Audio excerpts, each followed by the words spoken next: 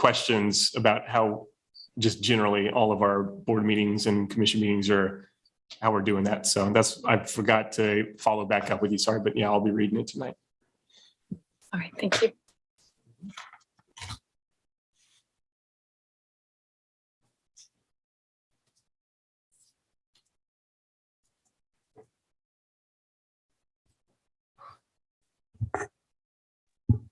So I can see that we have a baby, first baby in the meeting. I love it. Her name is Winona.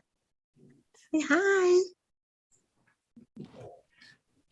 Yeah, we're learning the wave. Oh, you got the wave going on. Hi, Alex. Good to see you. Oh, how are you doing? I'm just now scrolling through and kind of seeing some faces. Yeah. There we go. Yes. Look, a live photo of Winnie. Nice. Yeah. Yeah. She's so cute. Now you need to come and see all your aunties out at Haskell. Yes.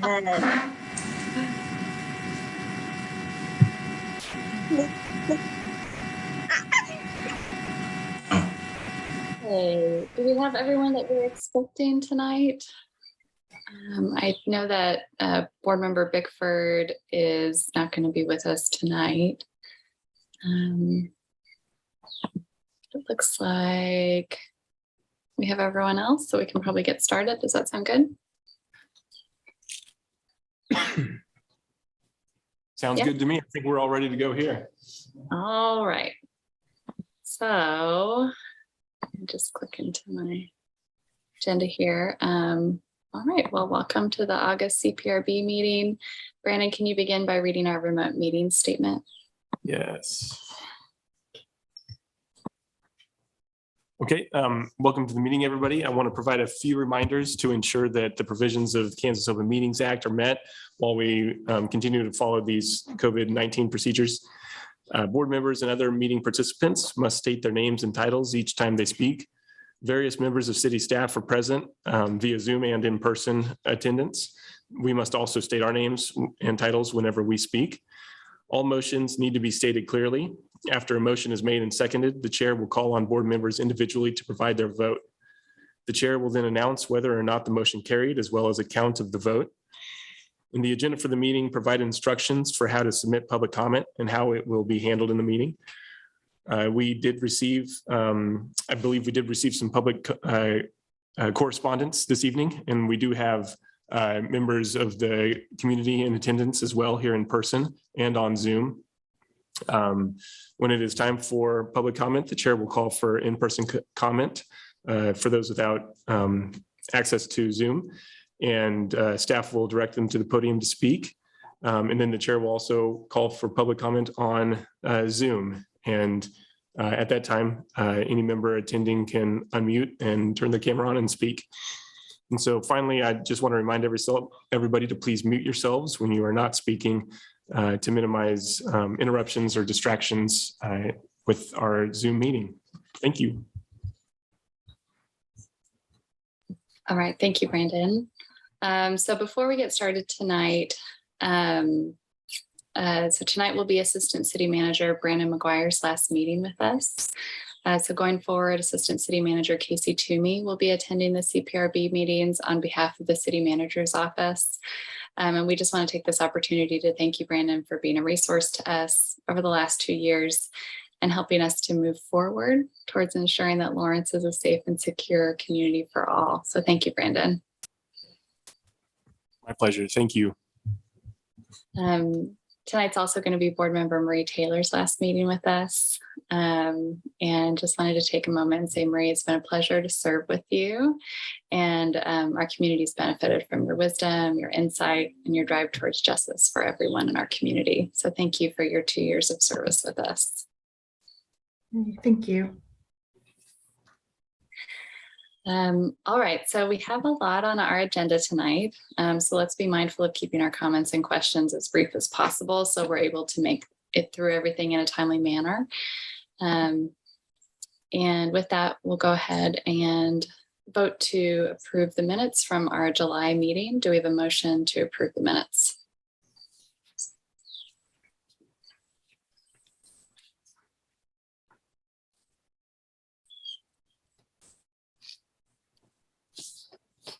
Do we have a motion to approve the minutes for our July meeting?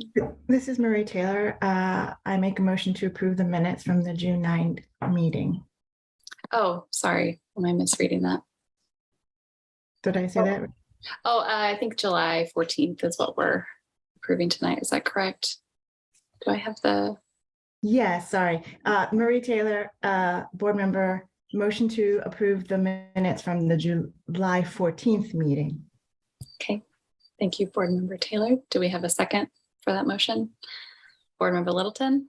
And Board Member Littleton, I second that motion. Hi, don't we want to talk about the minutes?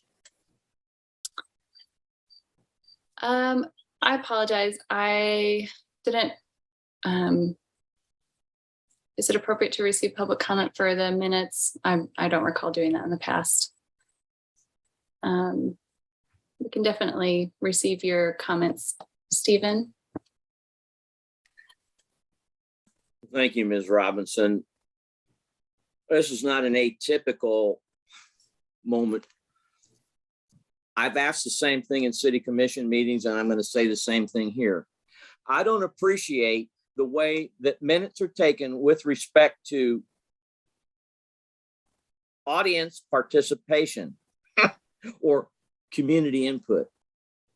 What? You put a sentence in there, it was received, and there's no documentation of what was said, despite the fact that, well, in the last couple of meetings, there has been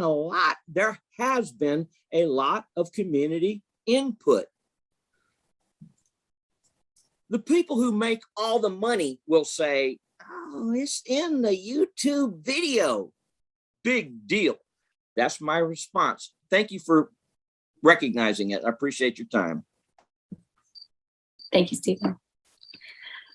All right, so we have a motion and a second. Let's go ahead and vote to approve the July 14th meeting minutes. Start with Board Member Minor. I approve. Board Member James Minor, yay. Okay, Board Member Littleton, Board Member Littleton, yes. Board Member Taylor, Board member Marie Taylor, yes. Board Member Salvini, Board Member Salvini abstained due to absence. Board Member Mishra, or Vice Chair Mishra. That's right, Board Member Mishra. I abstained too. I missed the meeting. I apologize. And Chair Robinson, yay. We have 4 yays. So we have approved the minutes for the July 14th meeting. Okay. Moving on to our general public comment section. I'll just go ahead and read the public comment statement.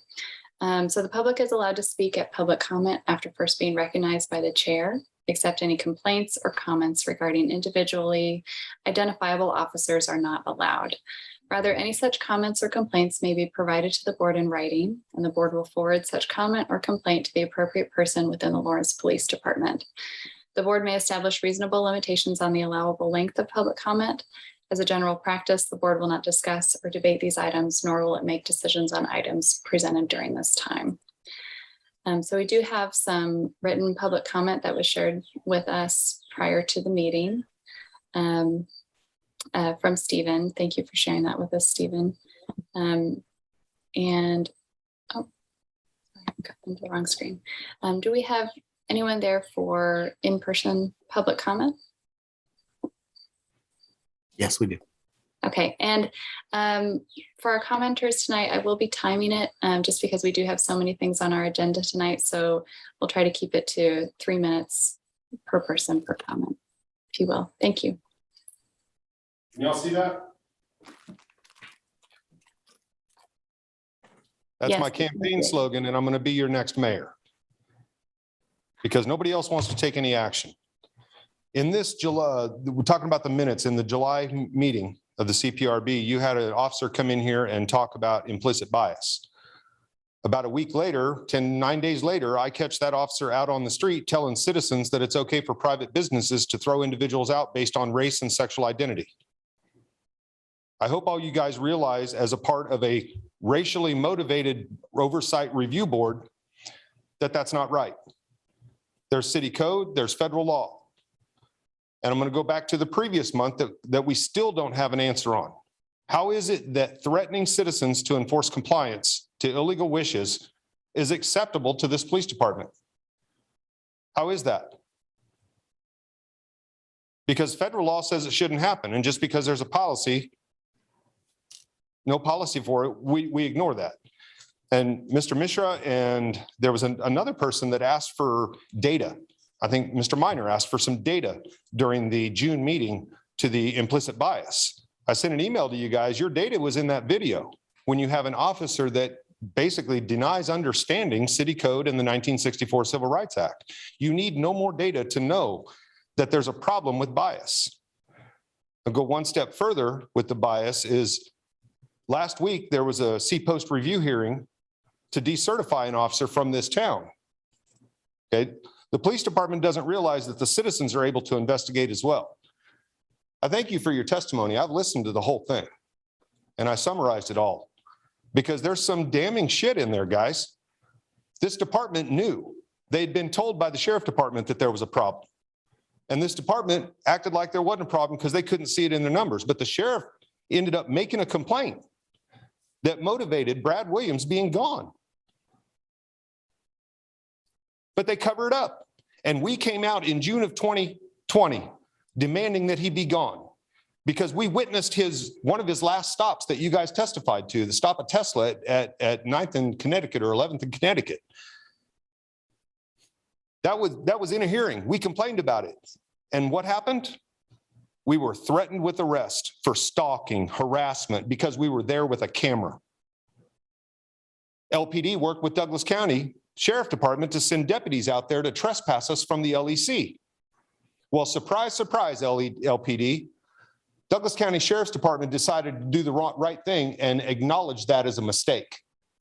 And Michael, can you? Surprise, surprise. About 30 seconds left, Michael. Oh, I got 30 seconds. I thought you were calling it done. Yep, I'll give you a 30-second warning. Here's the thing.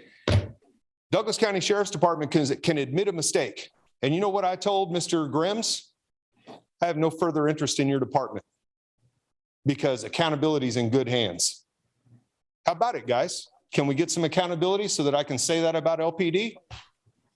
I'm running for mayor next year. Screw the bad cops and the good ones that won't turn them in. Thank you, Michael. Do we have anyone else present for in-person public comment? Currently. And I see remotely we have Stephen. Hi, thank you. You know, I need for you to understand, I've never met Michael Aravi in my life. I've talked to him on the telephone, but we have not met. And yet at the same time, he and I come from the same town and we have the same concerns. This Brad Williams boy, didn't he perjure himself and prostitute the entire Lawrence Police Department and have the Lawrence Police Department support his backside, left, right, front, and center? Yes, they did. He did not get fired. Hey, quit. Anyway, that's that issue. The next one we run into is I have sent this board and the police department untold numbers of communications and pieces of data and resources for training. The most current one I'll talk about is the one I sent about measuring bias. We had a police person up in here talking about it can't be measured. But I sent you an organization that says, yeah, we do that. Let me see. See, Ms. Robinson and the board, I can't do this in 3 minutes. It's not right to relegate alternative perspectives to mere 3 minutes. It doesn't work. You're not. What it underscores is a lack of concern and an embellishment that we don't really give a rat's rear end. But, you know, you got the data I sent, the Center for Policing Equity. We are research scientists, race and equity experts, data virtuosos, and community trainers using data as tools to build more fair and just systems. Our process begins with strong law enforcement partnerships. The next step brings in stakeholders to work backwards and identify unique points that produce any quality. Then we allow the data to guide us. See, I believe that the Community Police Review Board needs to mandate trainings for the police department and review all trainings for the police department. I believe that the Community Police Review Board needs to establish all policies for the police department because it is community-based and not people like Tony Brixius, who is sitting there smug like he always is. Are you done with me? Is that what you're telling me? No, 30 seconds. You have 30 seconds. Yeah, that's all good. Once again, you see how 3 minutes doesn't work like this? And voices from the community are not allowed to say what time it is. Instead, you get all of these luxury people appointed to these community boards who walk hand in heart with the police. I believe in the police department, but I believe they need to be told what to do, when to do, if to do. Not, Steve, you need to do this, that, and the other, and get over there. We're going to arrest your ass. Okay, I'm done. Thank you.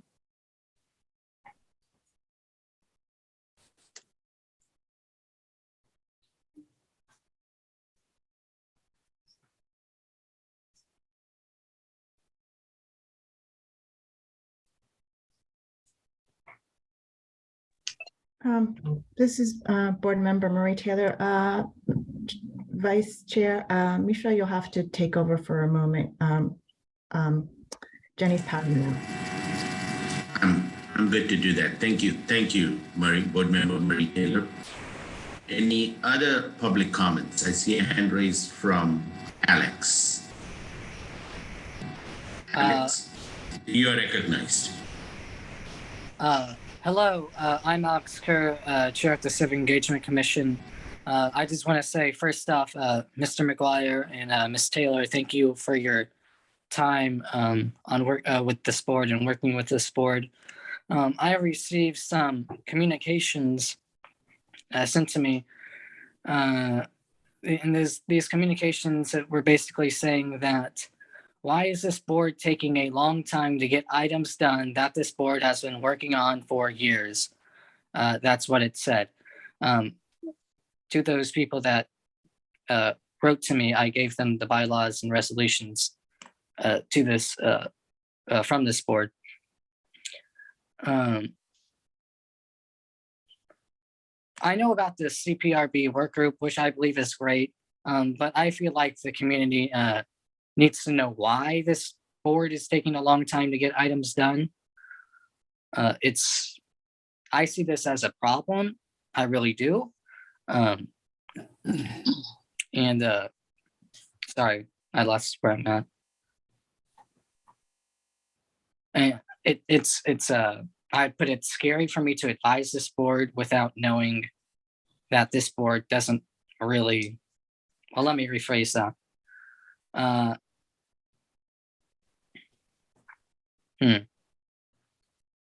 I feel, okay, I'll put it in this way. I feel like this board is being scary right now because it's taking a long time for items to get done. That's what I want to say.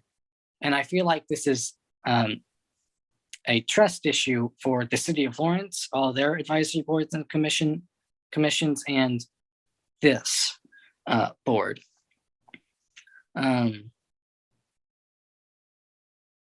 I won't have time to speak all the other stuff, so I'm just going to leave it at that. Thank you. Board Member Mishra, thank you, Mr. Kerr. Item agendas.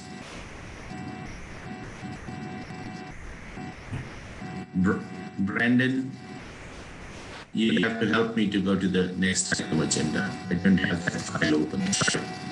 Yes.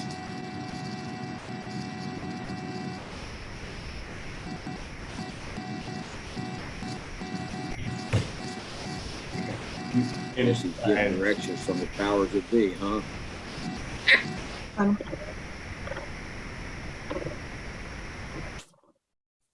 Okay, the next item on the agenda is a report from Vice Chair Mishra and Board Member Bickford. So thank you, Brandon. This is the first item on regular agenda now. Thank you, Brandon. This is Board Member Mishra. Along with Board Member Bickford, we met with a resident who shared concerns about that the OPA is not following stated police practices consistently. Second, knock and announce practices are done without failure to announce. And then this resident had concerns about access to body cam footage. Thank you.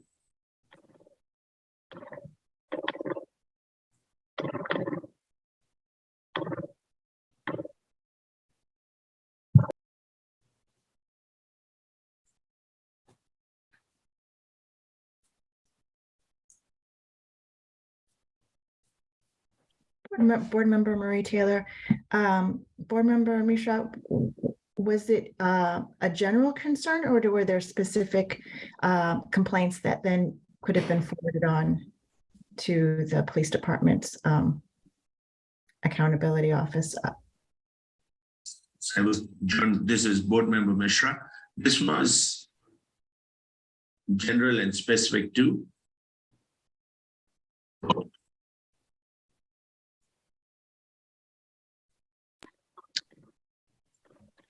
This is Board Member Salvini. Oh, excuse me. Go ahead, Board Tanya. Member Salvini, I just wanted to follow up with the second part of that question. Was that report then forwarded on to the Office of Accountability with the Lawrence Police Department?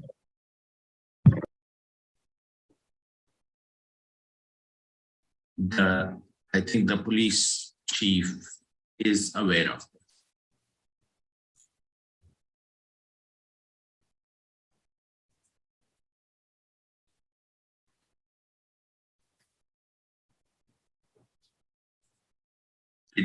Did I answer your question, Tanya? Board Member Mishra. Thank you. This is Board Member Salvini. I'm going to, I guess there'll be a follow-up question to make sure that it made it to the Office of Accountability to close the loop. And I want to thank you for meeting with the citizen.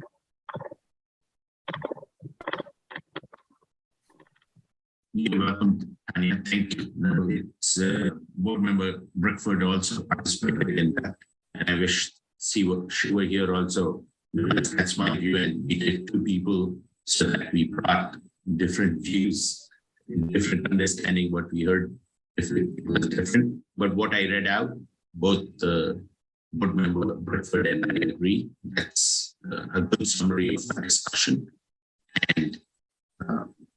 Board Member Bickford is working with the police department to make sure that it goes to the OP. Thank you.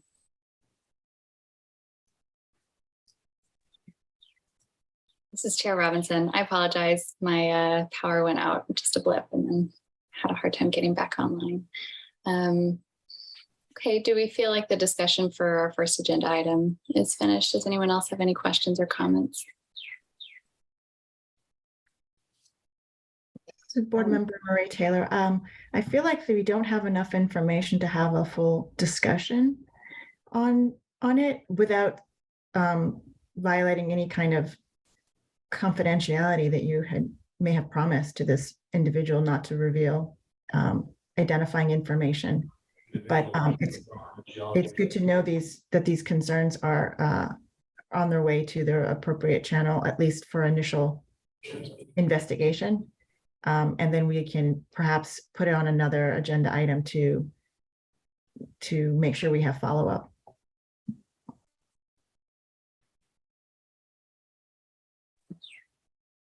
Absolutely. This is Chair Robinson.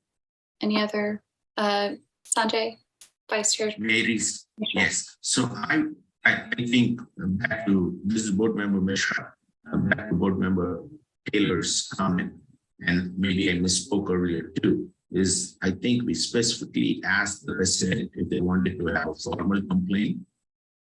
At that point, they did not, and they had concerns. So those concerns have been moved on to the chief. So filing the concern or filing the complaint is the resident's prerogative to say yes. We asked them that question.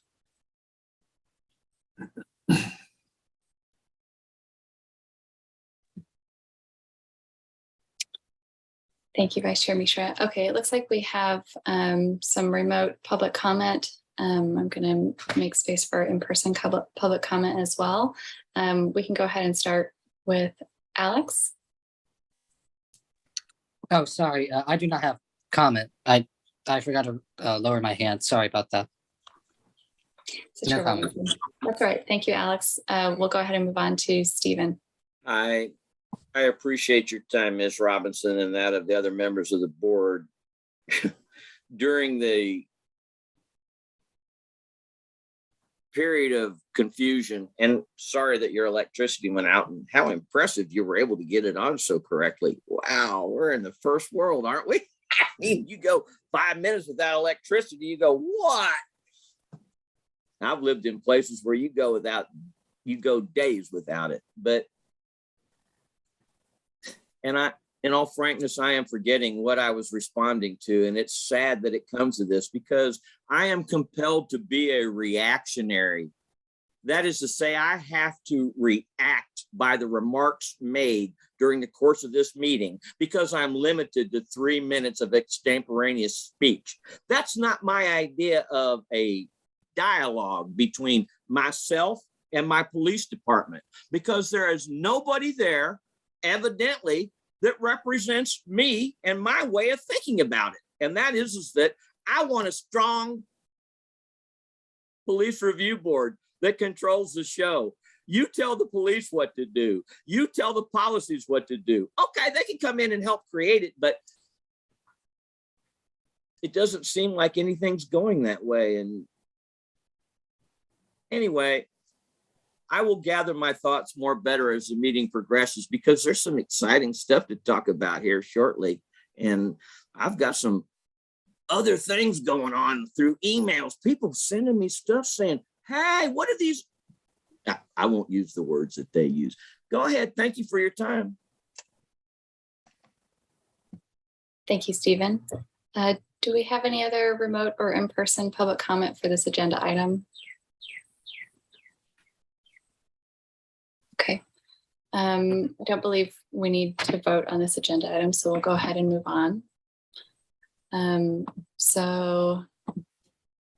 Agenda item number 2, receiving suggestions from Board Member Minor regarding the police complaint process. Thank you. This is Board Member James Minor. Let me start by saying that the purpose of my inquiry into the complaint process was for my education. I wanted to review the process from the aspect of a citizen completing the form. So I did it in 4 different ways. A library user, submitting a complaint from home, submitting a complaint from a cell phone, and I also talked with the police department on the complaint process. So let's start with, I went to the library and used their computer.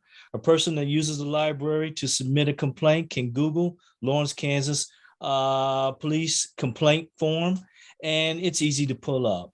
It comes up in a form of Word and PDF editable form.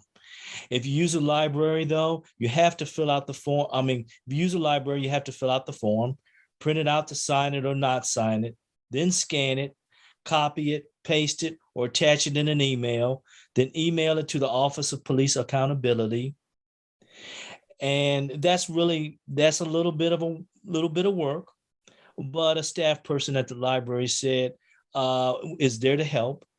And but the library does not have like Adobe Acrobat Reader, EDF, PDF. So if in case the person wants to sign it electronically, I noticed on the form itself that at the place where you put a signature at, you can't do that electronically.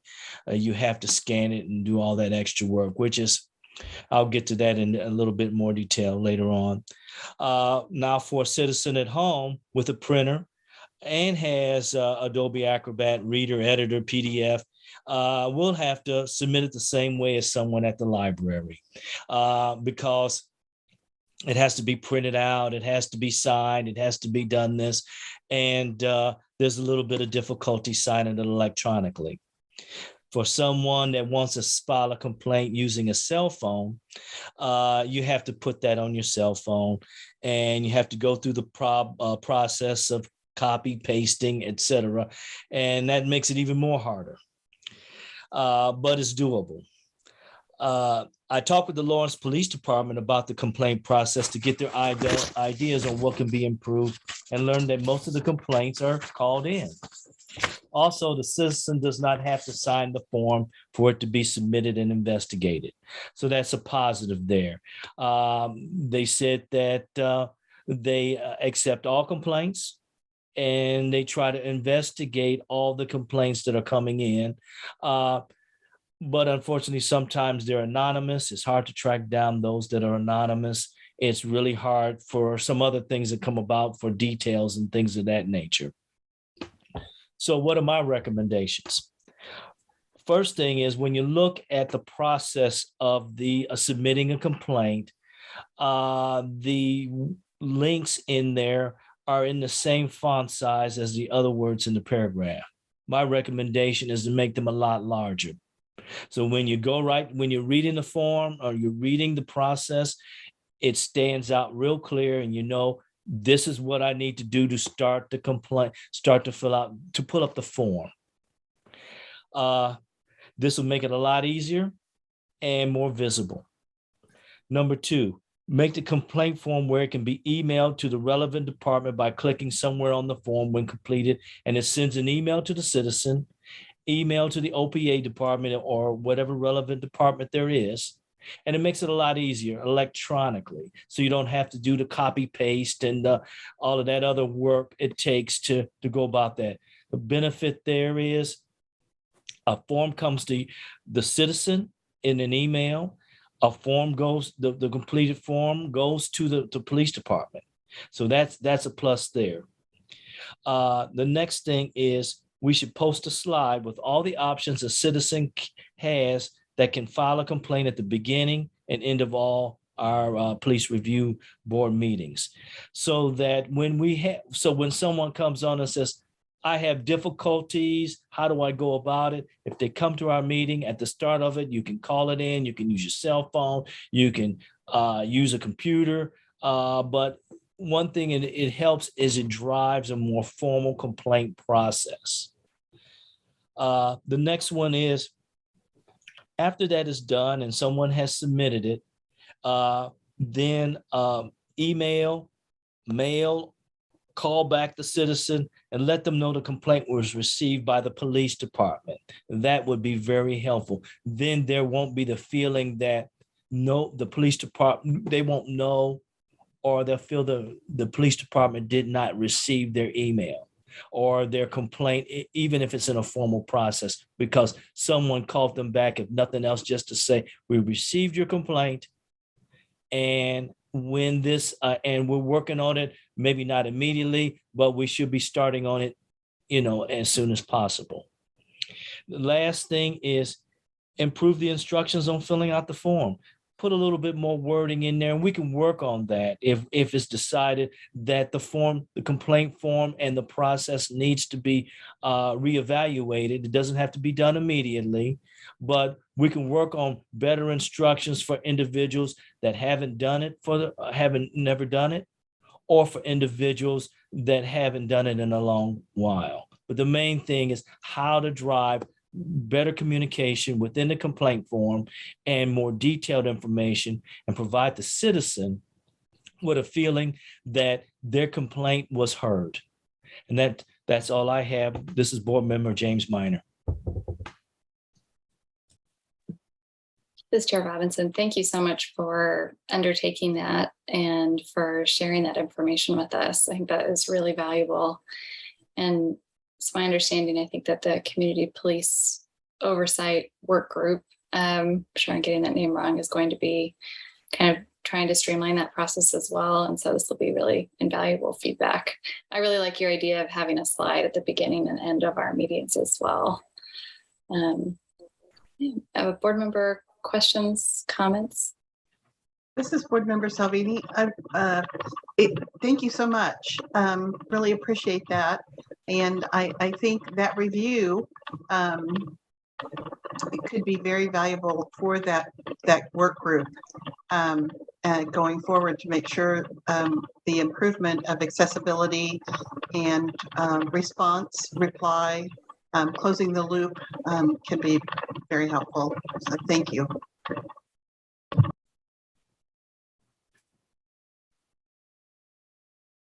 Board Member Taylor. Board Member Marie Taylor. I think just to echo what Board Member Minor is saying, is that there is a lack of IT investment in the form process, and I think that's something that they have to find the funding to do, to build out the web development that would support a more electronic process with an automatic read receipt response back to the complainant when they fill out a form, and have that all happen electronically, not with this paper business. So I wholeheartedly agree with that recommendation, and also the other recommendations that have been provided. And this is Board Member James Minor again. Thank you for the good comments there, because the main thing is visibility and ease. Because when I went to the library, I've set my mind to not having a lot of time. And that's key. If I get frustrated with anything, and it's not just this form or any process, I'm going to take a step back. And I did ask the librarian or the person down there for help. Not that I needed help, but I'm taking it from an aspect of someone that may be low income or things of that nature. And how do I go about this? Or how much money do I need to have? And there were some gaps there. So it will be good for that subgroup to look at this and say, an individual, whether they're at home or in their cell phone or wherever, they don't want to spend a lot of time, but they want to be accurate in their complaint. And they want to make sure it was received. Board Member Littleton. This Board Member Littleton, yeah, what a wonderful practice run, right? I don't think we've all kind of walked through all those steps, James. So that's really good, and good to hear back your feedback on it. Hopefully, what you've presented, if we could get that, if we could receive a copy and or to the work group, that would be wonderful, because that's a good starting point from, building from the ground up, because we've talked about pieces of what you brought from this practice run, but you just added some more to it. So thank you so much for doing that. Looks like Chief Lockhart would like to weigh in here. Thank you, Chief Lockhart here. Can you guys hear me okay? I just want to thank James for doing this as well. And, to Alex's concern about the board not doing anything, I think this is a great example of you all doing something. And James met with Major Casey Cooper and our Office of Professional Accountability. And to the extent we can, we're going to make some of these changes already. And so we're all about trying to make this process accessible for people. We've always been that way. And so I think the board really needs to recognize this as an accomplishment of something that's gotten done. And we'll make this complaint process more accessible. And I think the work group's going to help improve on some of the technology things and identify those, as Marie said, so we can build those systems in to make this a more robust and accessible complaint process. If I could add to just on the complexity of that, and as Board Member Minor talked about, a lot of our complaints come in via Recognized, Anthony. via telephone. And the other way that they often come in is Oh, email, my goodness. but not necessarily with the complaint form. So we would still accept a simple email as we work through that in the meantime. Thank you, Deputy Chief Brixius. Do we have any other board member or staff comment or discussion about this? And then I'll go ahead and open it up for public comment.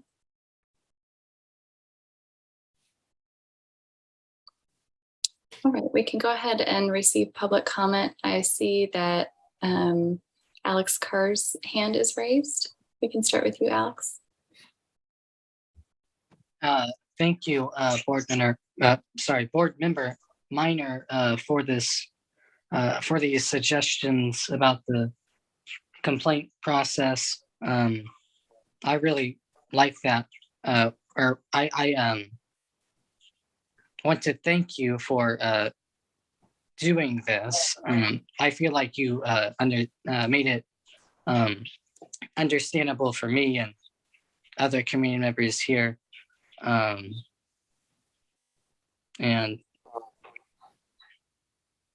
that's all I have to say. Sorry.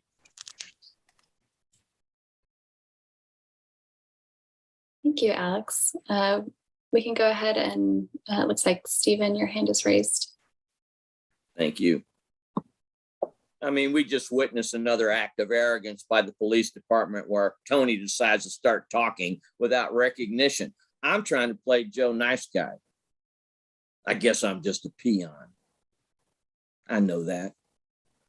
Mr. Minor, I appreciate your activity with respect to this process, and I apologize to you from the last month meeting where I suggested that complaint form needed to be in a PDF format where you could just simply type it and print the document. I went back the next day or so after our meeting, and that's what I want to stress, our meeting. It ain't the police meeting, it's our fucking meeting. Oh, I'm sorry I said that word. Excuse me. Don't get me animated. Don't provoke me. I'm trying to be Joe Mello. Anyway, that form is exactly what it needs to be. It can be filled out and printed with the ease of a computer. Thank you, Mr. Minor, for your efforts in that area. And I agree with you wholeheartedly. This process needs to be simplified more grossly. In Hawaii, we use the language more better. How you like that for English? More better. How about the police department encouraging complaints from the population? We want to know when we are messing up. Please let us know. How about aggressively pursuing this kind of stuff? That's a real complaint process and a real desire to reimagine policing instead of just words. Do something. So thank you, Mr. Minor, for your efforts, and I apologize to you for jumping the gun, even though that form had been left the way it was for years. In addition, there still is no congratulation form for people to fill out and say, job well done, thank you. I sent a whole lot of emails and I could give them to the board for my own little personal issues here in Lawrence, which center around parking. But anyway, they didn't go anywhere. I sent the emails off and they didn't go in anybody's records. And I've been told that they were just laughed at and put in this trash can. But at any rate, again, Mr. Minor, thank you for your activities. And yes, and thank you, Mr. Lockhart, for recognizing we need a valid complaint process for the population that needs to be encouraged. You, as the co-chief of police, along with Craig Owens, need to get this stuff. And it doesn't need to go to Casey Cooper. Isn't Casey Cooper the guy that said Brad Williams was swell? This guy that just went up to the C post and is getting ready to have his credentials taken away from him? Thank you. Thank you, Stephen. Looks like we have public comment from Alex Kimball Williams.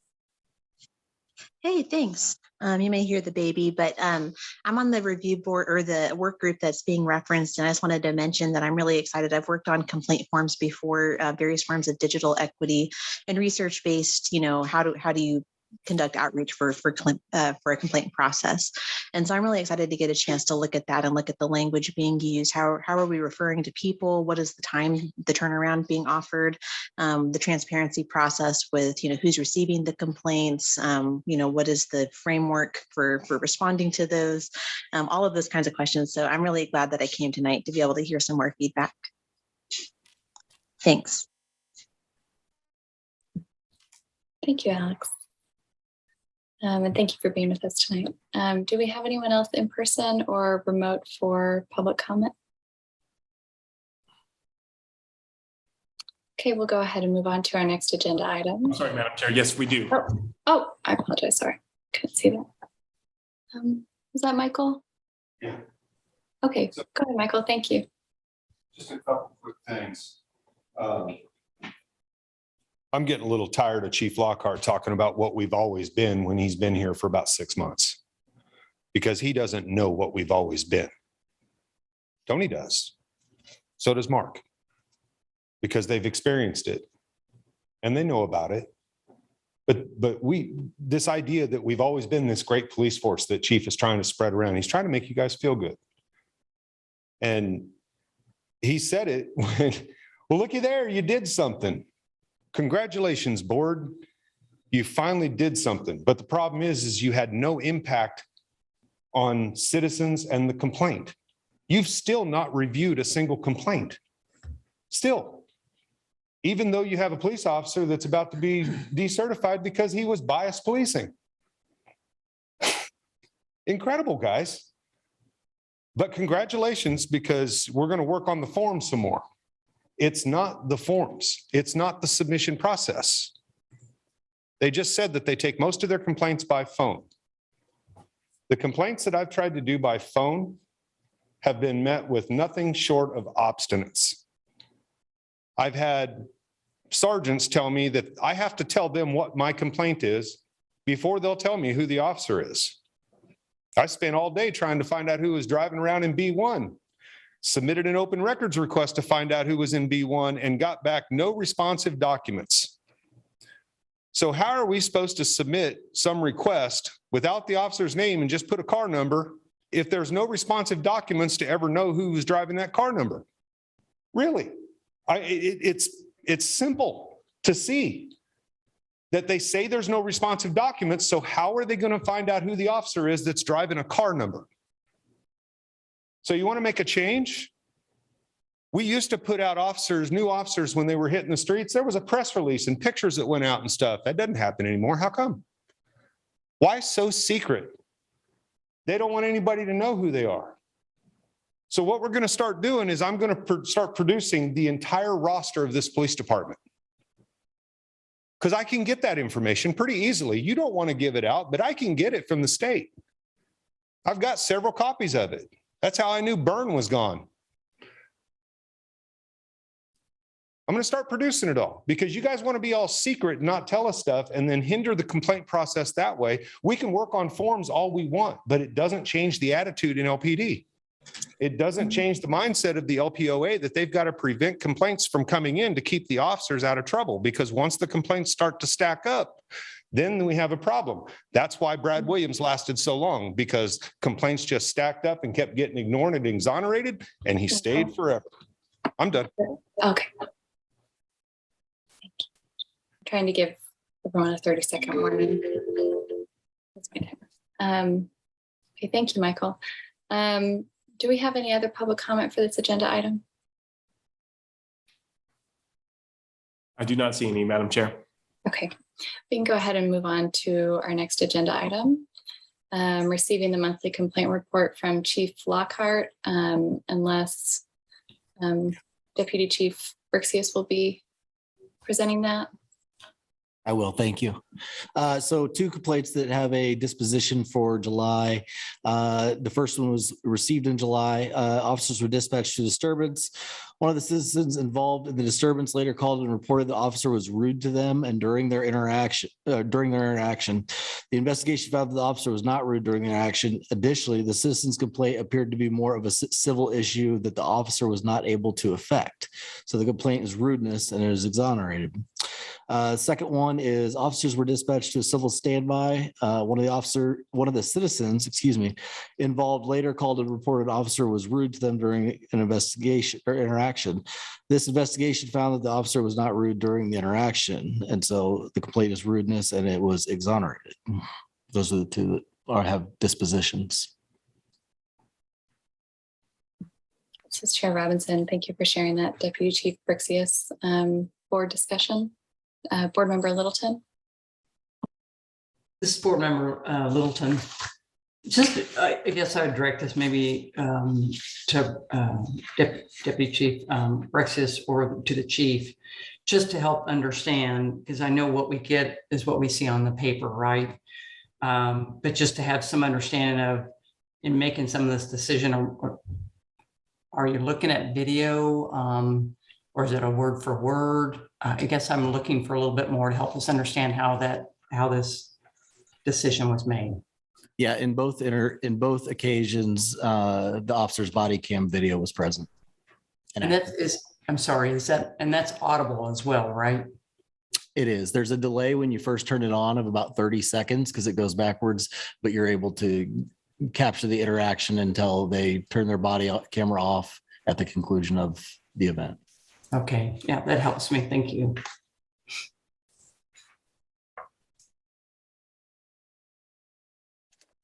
This is Chair Robinson. Is there a threshold for determining a sustained rudeness complaint? I guess I'm wondering how that's measured. Yeah, I don't know if there's a measurability other than to watch the interaction and to understand what's going on as far as tone, demeanor, what they've said, how they've said it, language use, things of that nature. Vice Chair Mishra. This is Board Member Mishra. Following up on Chair Jennings' question, Robinson's question, is this decision made by a group of people or one individual? Yeah, so depends on the severity level of the complaint. I don't know if these were investigated by the supervisor and then later forward to the Office of Accountability and Professionability. So a couple different ways that this could occur. If it's investigated by the supervisor, which rudeness is something that typically would because it's a low-level complaint, they would then fill out their forms on what we call Blue Team. And that Blue Team is then routed through to the Office of Professional Accountability. Many times, I would say most times, it's also routed through another supervisor, whether it's the lieutenant, the major of the shift, and then depending on the severity, one of the deputy chiefs or the chief.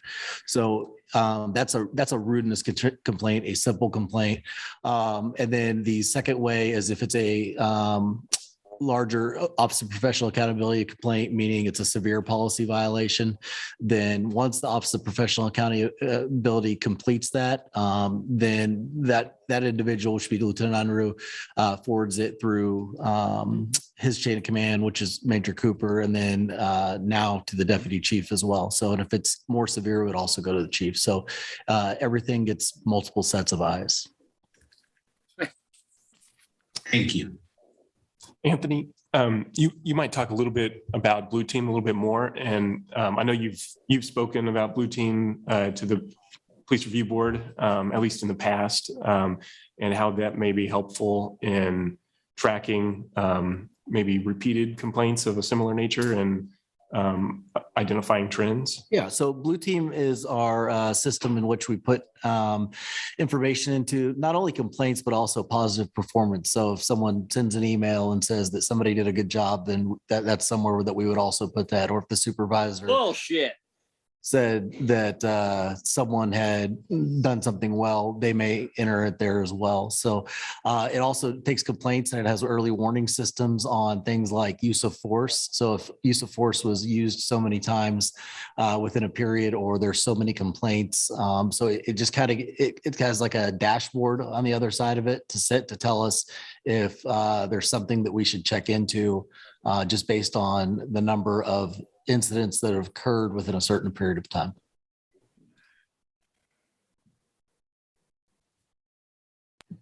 Okay, this is Chair Robinson. Thank you for that information. It looks like Board Member Minor.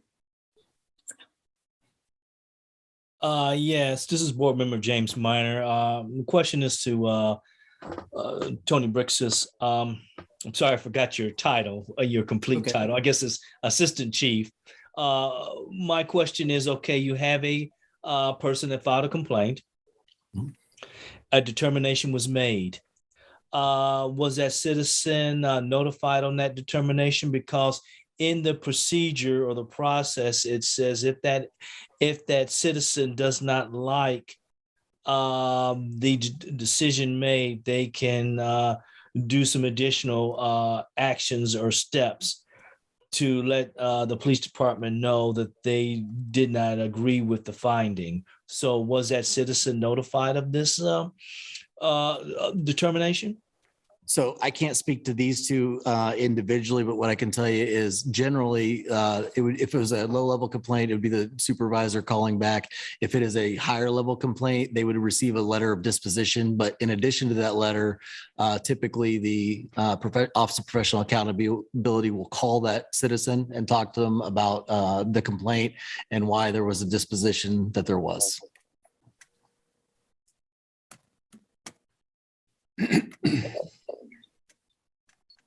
Thank you. And Board Member Salvini.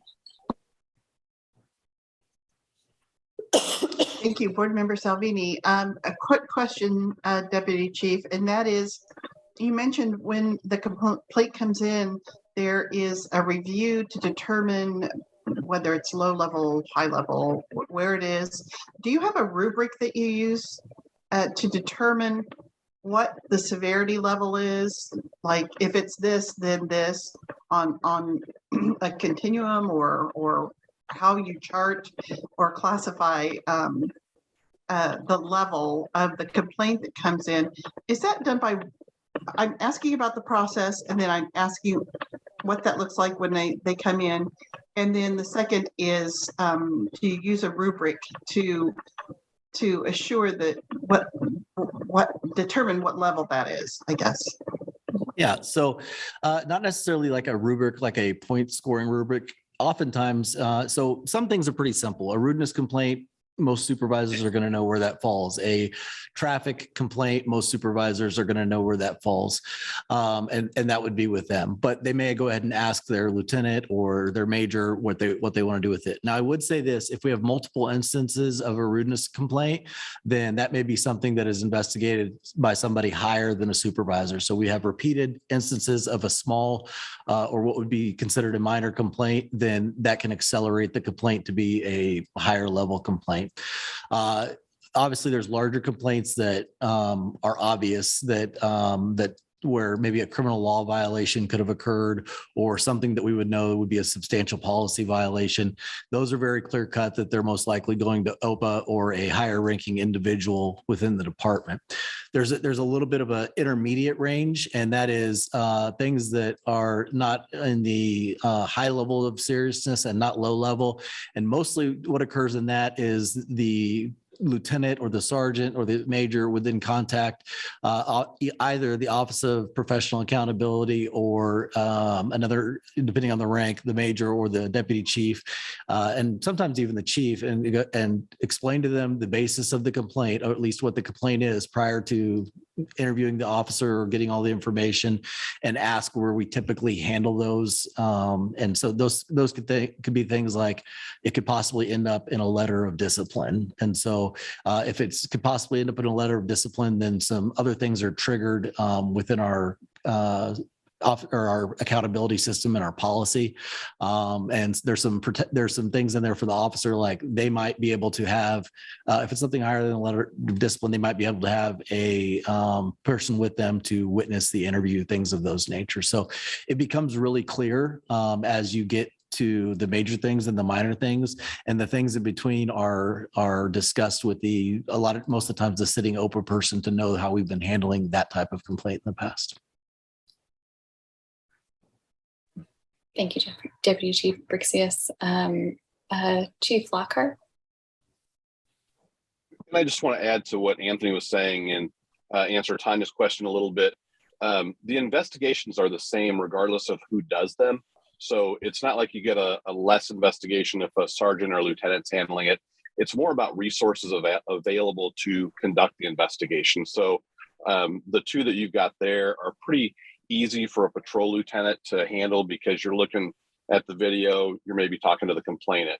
When you've got something that's more involved, that's where you want to get OPA involved, because that's all that they do is investigate these complaints. So they've got more resources available to them.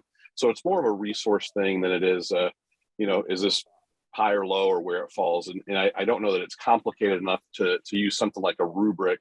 But it's one of those feel things that when we see it, we know it, and that's kind of how we handle them.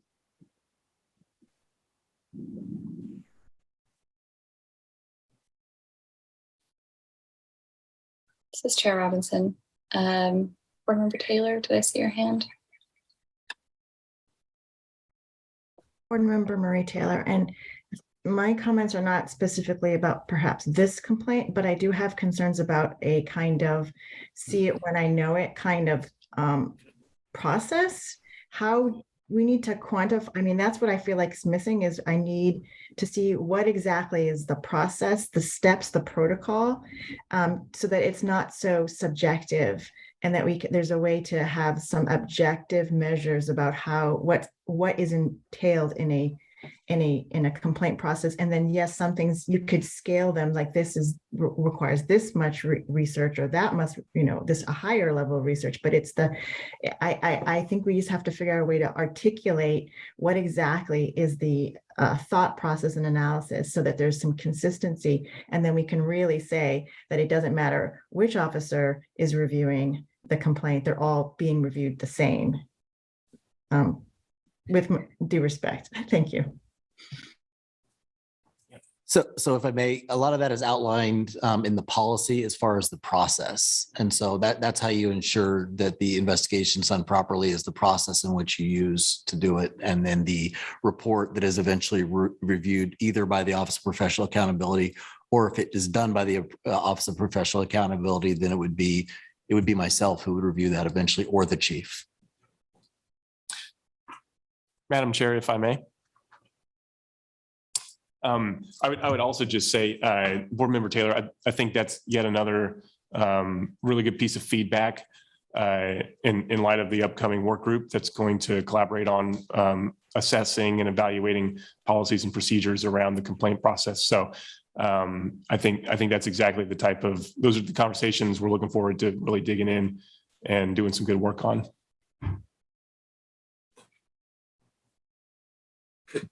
Board Member Minor. This is Board Member James Minor. I agree with Board Member Taylor. The more work we can put into quantifying the information that is being collected will help us in the complaint process, as well as help us drive, move in a direction of better understanding implicit bias. I know there's been comments before in regards to the difficulties in collecting implicit bias, but the thing is, a start is a start.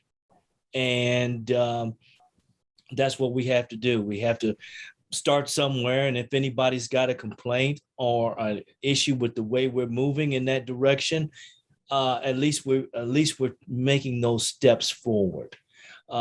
So I agree with Board Member Taylor on her ideas and thoughts in regards to this process.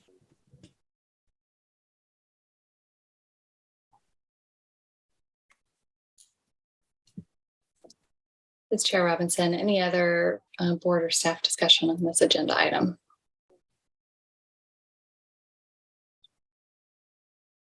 Okay, we'll go ahead and open it up to public comment. It looks like Alex Kerr, your hand is raised. We can start with you. Okay. Hi, I had a couple of questions. What is the average complaints for yearly for rudeness? Secondly, is last month, I believe there was a report, the same report that we have here, just for June, I believe, but there was no complaints made. So why are we having that on the agenda if there's no complaints made last month? And is there a report about complaints that I've not, it's about maybe a yearly complaints report. I don't know, maybe it was in January. I don't know, but I can't find it. Something about, maybe it was biased police complaints, biased. Yeah, I think that was what it was. I don't know. I can't find it. So I just had those quick questions. Thank you.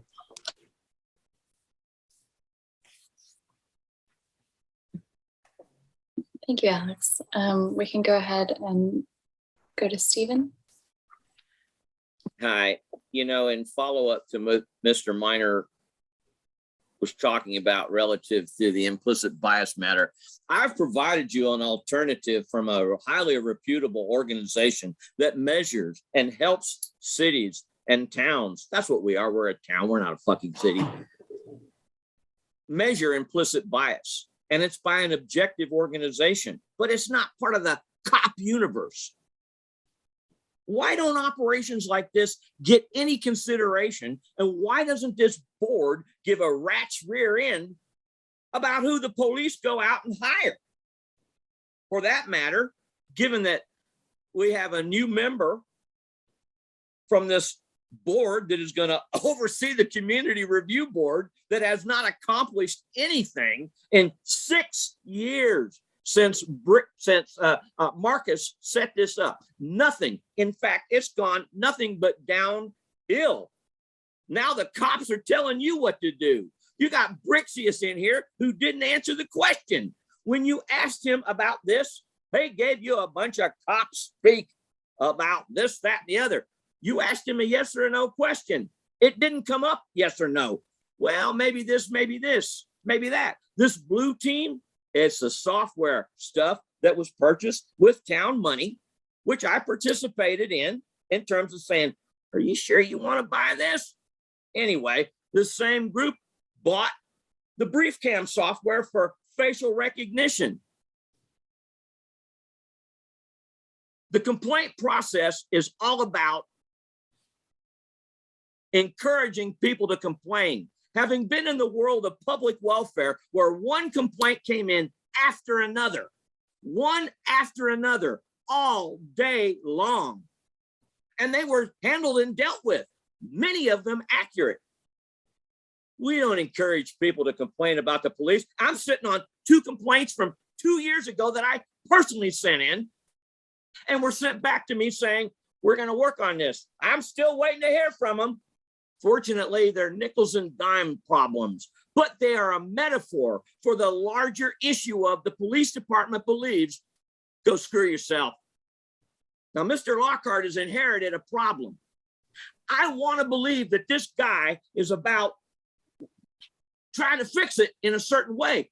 But we're talking about a police department that, you have 30 seconds. Just a moment, electronically lynched a Black American and ran him out of town. That's the Lawrence Police Department. Don't ever forget it. Next.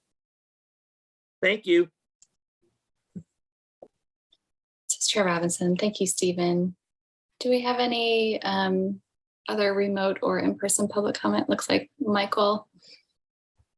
Yeah, Ms. Robinson, thank you. I'll forego the 30-second reminder. Just tell me when to stop. Okay. So the complaint process, we got 2 complaints here that they brought in, and they say they were received in July. I have a complaint from June 30th about the new recruit class hitting the street without name tags. Not just one, there were several. Now, I can also provide you a write-up from the KLETC for not wearing a name tag. to show you how serious that is taken in training. I have these documents, guys. You think I'm playing? I have KLEC, ETC write-ups about name tags. So these guys come out of training and they hit the street and they don't have name tags. Why not? We need to be able to identify them. Not only that, but when I asked the guy what his name was, he turned away from me like he didn't have to say anything. I have not heard a word about that complaint yet. That was June 30th. Okay. I submitted another one on July 9th. Now that's a name tag, guys. How long does it take to investigate whether a guy had a name tag on? Really? It's been over a month. So let's move up to July 9th. I submitted a complaint about an officer being sarcastic with somebody because they wouldn't help the officer put their friend in jail. We don't have to talk to cops. But when we decide not to, that doesn't mean that the cop gets to sarcastically say, thanks for all your help. That's sarcasm. And do you think anybody's going to be likely to help that cop next time with that kind of attitude? So I'd like to know why the two complaints that I have here that are pretty simple. I mean, the name tag thing is, that's a 2-hour investigation, Mark. Really? You watch a little bit of it. I even gave you the video and still haven't heard. As far as the complaint process itself, I am probably this city's expert on submitting complaints. So when I see it, I know it. How about that? How about my discretion having as much validity as these cops? Because when they see it, they know it. And we judge that they're the experts. Well, damn it, when I see it, I know it. And all we're getting is obstruction in the complaint process. They don't want to answer me. Why? Why not? I don't get it, guys. And then we still have issues outstanding that don't come back to this commission. You guys had asked the chief and he committed to getting you an answer about why those threats were happening. And it's been more than 2 months and he still doesn't communicate. So congratulations for doing something by the process, like the chief said. Congratulations, you did something, but you didn't do anything that this board was intended to do. You're supposed to level the playing field for the people. You're here to level the playing field for the people. And what you're doing is allowing the playing field to be manipulated by the BS they're spinning here. They're coming in and telling you that our discretion is, when we see it, we know it. That's just more officer discretion. There is so much officer discretion out there that it puts people in jail. Officers have the discretion to do whatever the hell they want out there. And so when you're having people call, the first call I've ever received about a complaint was this past month, and Halstead called me. And Now, Michael, that's 3 minutes. Okay, he didn't ask me to, or he didn't ask any questions. He just wanted me to ask if I had anything to add. Thank you, Michael. Any other public comment on this agenda item?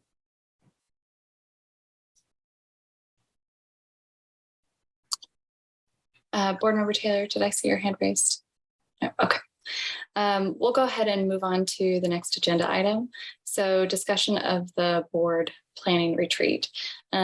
So I introduced this a couple of meetings ago, and we've identified some dates that we'll share. I can go ahead and share them with you all, but we'll also probably do like a survey to see which dates would work for the majority of us. And I anticipate we'll send that out this week. So what we're envisioning for the planning retreat, it'll be facilitated by Assistant City Manager Casey Toomey. And we want to identify board priorities and how progress towards these will be measured over the next 6 months. It's a pretty short time frame, I know, but we anticipate having a new ordinance to work under in the next 6 months. So we just want to really utilize our time strategically until then. Oh, and I forgot we did share some of the possible dates with you all. So we'll go ahead and send out a survey and figure out when we can get that scheduled between now and the middle of September.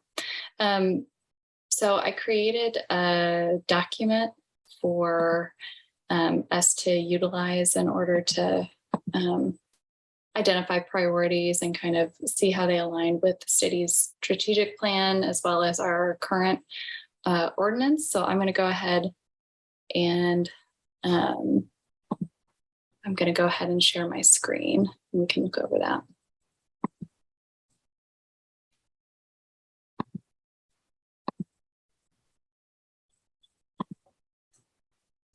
Okay, so are you all able to see the planning retreat goal setting guide? If you could just nod your heads. You able to see that? Okay. So just a space to identify the priority or goal, and then asking, how does this priority or goal align with the CPRB's current ordinance? And here's a link to the current ordinance. Which safe and secure key performance indicators identified in the city's strategic plan will be influenced by this priority or goal? Here's a link to the strategic plan. And then how do you propose we measure the progress towards this priority or goal over the next 6 months? Does anyone have any questions about this document specifically? And I can go ahead and stop sharing my screen. Board Member Taylor. Board Member Murray Taylor, just as a clarification, is this what you're doing for each goal, or are you saying that the board's going to only have one goal? No, so this is kind of just a guide. I'm just going to go ahead and stop sharing. This is just a guide I anticipated us using to bring to the meeting. So like maybe I have 2 priorities or goals in mind that I think would be beneficial. I'm going to bring this kind of form already completed with some thought given to it before the planning retreat, just so we can really utilize our time wisely. It doesn't mean that every single one of our priorities or goals will be addressed in the next 6 months, but that we can collaborate a little bit more effectively during the planning retreat. Board Member Taylor. And just to add on in terms of the structure you're contemplating, is it to also look at the existing ordinance and then see within those duties that we have what goals each board member would like to bring forth that fits within the existing structure that we have in place, and perhaps even goes to the boundaries of that, right up to the boundaries of what we think fits within our role. For instance, it could be looking more into policy and being in a place to offer recommendations about the police department's policy document, for instance, right? Okay. Yes, Chair Robinson. Yeah, absolutely. So because we do have an ordinance that we're working under, and a lot of work that we can do within that ordinance while we wait on an updated or completely new ordinance. So yes, we do intend to use that to the fullest extent possible. Any other board discussion, questions, comments?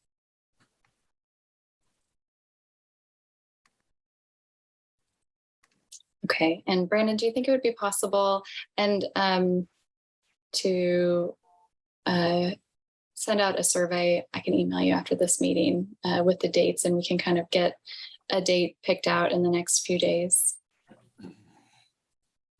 Yes, we will help with that and make sure that goes out. Okay, good. All right, thank you. Do we have any public comment about this agenda item? It looks like Stephen, you can go ahead.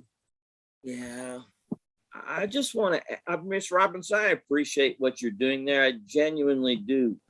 But in what you just said, it kind of underscores why I'm getting frustrated, or no, I've been, and I own it, 6 years, give me a break. But you said in anticipation of the change in the ordinance. Okay, that's all groovy. Why aren't you guys using the full authority of the ordinance as it currently is written to exercise your authority and be the Citizen Police Review Board instead of flunkies for the police department who have come in here and overrun a community people's group? I see, just in terms of moving here forward, as I click the buttons, well, we got the LPOA up in here doing a monitoring. You guys, I helped make your goddamn union in 1976, and it wasn't all about you running the town. It was about making sure you got to live good. You live good now. Give the people back their town. Anyway, Ms. Robinson, that's the line. The ordinance exists as it is. Stop waiting for it to change as Brandon McGuire tries to manipulate it and co-opt this group. You have power. Please use it. Thank you. Thank you, Stephen. Looks like we also have comment from Alex. Hi, I'm going to make this very short, but I like the idea of this retreat. I feel like it's worked out for other commissions and boards within the city in Douglas County. I don't really have any concerns about this retreat. I really don't. I feel like it's a great idea to plan for the CPRB for 6 months. I feel like it's going to be a great retreat. So I believe this retreat will be very, I feel like the retreat will be great. I don't know. That's not the right word I want to use, but I'm going to say great. I can't figure out another word to use, but I'm going to say great. But I'm full agreement. So the what's it called? I forgot what it's called. I'm sorry. Retreat. That's what it is. Retreat. So yeah. Thank you. Thank you, Alex. Looks like we have Michael in person. Just very quick. I just want you guys to take the time on this retreat to think about lame duck status. There's no reason for you guys to not be using your authority. You're anticipating a rule change that may or may not happen. Use your authority. Thank you, Michael. Do we have any other public comment about this agenda item? Okay, we'll go ahead and move on to our next agenda item. A discussion regarding the Fair and Impartial Policing Community Forum. Who will be speaking on this tonight? I have this one, Madam Chair. I just wanted you guys to get this on your calendar. We are bringing in Dr. Lori Friedel, who is one of the foremost experts in the country on fair and impartial policing. And she will be here, I believe it is the 4th and 5th of October. And so I'd like for you guys to get that on your calendars if you can. We'd love to have as many of you attend as you can. This is a seminar we did with this group when I was in Warrensburg. It's a great seminar. There's about 30 people that we have come. It's about 2/3 community folks and 1/3 police folks. And we work together going through the fair and impartial training that we talked about a few months ago. And then we also work on evaluating our bias-based policing policy. And so it's a real great exercise, a real great day and a half of training that will help us hopefully understand implicit bias better, and then also work on evaluating our bias-based policing policy. This is Chair Robinson. Thank you, Chief Lockhart. Do we have any board questions or comments, discussion?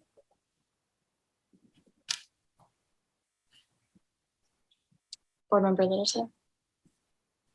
This board member Littleton, Chief, what would that be? 2 full days, or is there certain times of the day that'd be available for the 4th, 5th that we can kind of plan for? It's all day on the 4th and half a day on the 5th. Okay, thanks. And I'll get some more information to you. They don't have a flyer yet, so we'll work on getting you the flyer once we have it.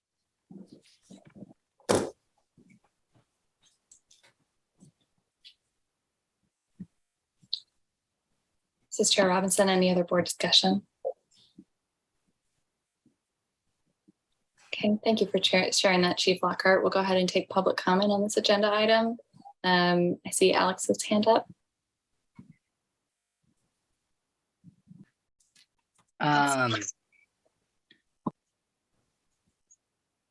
Chief Lockhart, I think this is amazing and wonderful. So thank you for bringing this here in Lawrence. I don't have concerns for it. I think it's a wonderful thing, and I feel like all the Community Police Review Board members should be a part of it. But that's all I have to say. Thank you. Thank you, Alex. Stephen? Hi. Hey, you know, we're in a university town. A long time ago, my father told me, Steve, get out of that hick college town. He was a city guy. I kind of know what he's talking about too. On the other side of the coin, there's an advantage to being here in the middle of nowhere and flyover country where the bombs don't come in and the disease doesn't hit like everywhere else. And there's a reason why I left Maui, in order to be here where my grandmother lived. And in the house where my grandmother lived, which I grew up in, sort of. That being said, I don't know about this implicit bias training. I don't know who this trainer is. That's something that Mr. Lockhart chose. Sadly, my initial reaction is, oh, it's just another cop coming in here to pat more cops on the back. I don't know. That's who came into town the last time. Bunch of, I'm going to say it now, polemically, bunch of pigs from the West Coast who like to knock heads back in the 60s and 70s. Anyway, the Police Review Board needs to determine who does the training, not the police. The police need to participate and say, we like this guy. And then we scratch our heads and go, wonder why. Okay, let's find out. Do you guys know anything about this trainer? In the 2 minutes that I had, all I see is this from South Florida. That right there makes me scratch my head and go, Florida?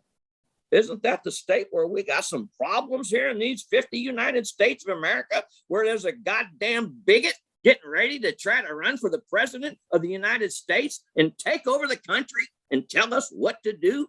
I don't know. That's what the news people want me to believe.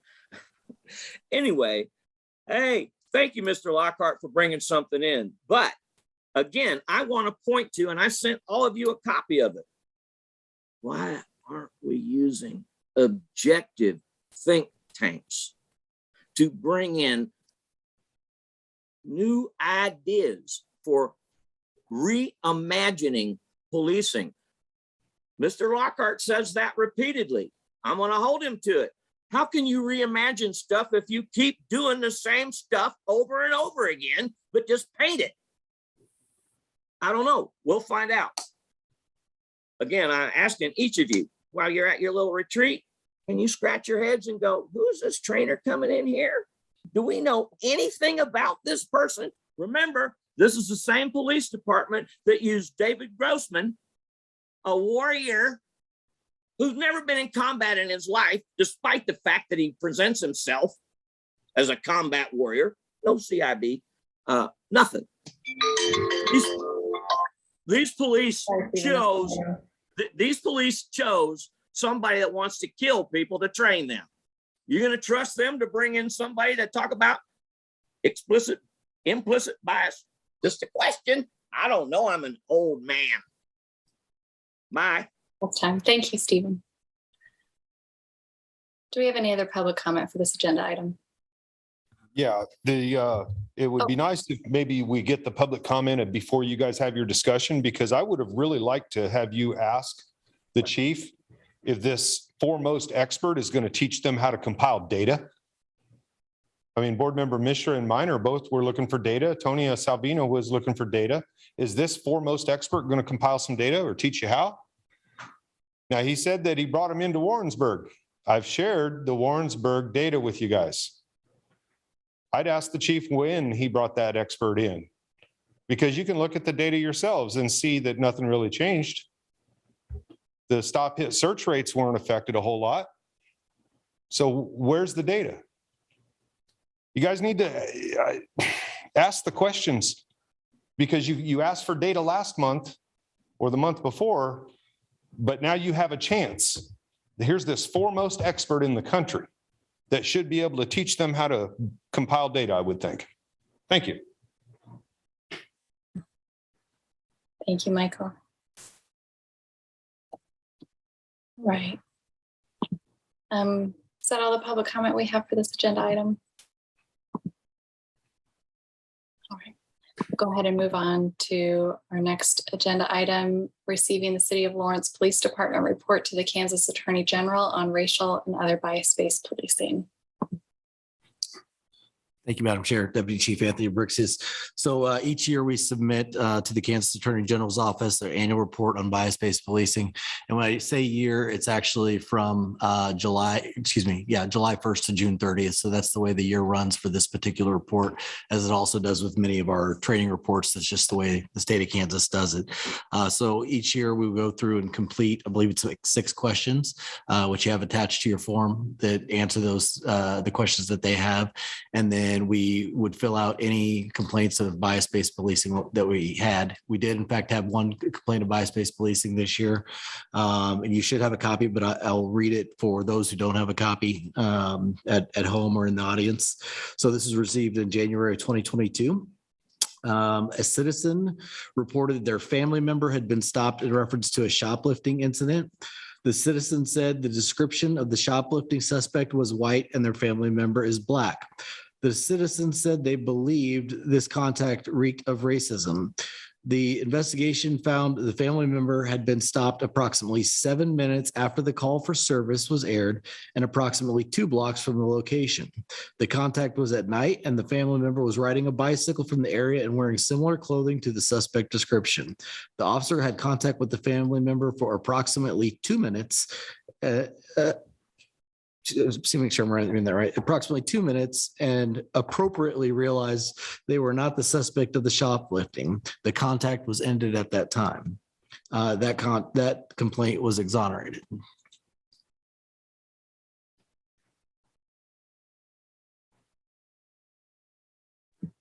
Thank you, Deputy Chief Brixius. This is Chair Robinson. Board discussion. Board Member Taylor.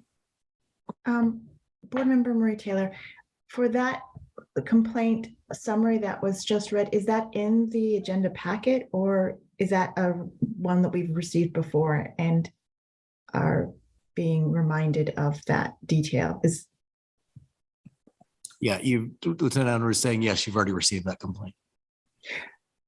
Board Member Marie Taylor, okay, it did sound familiar, but I just wanted to confirm it's not in our current agenda packet. Okay.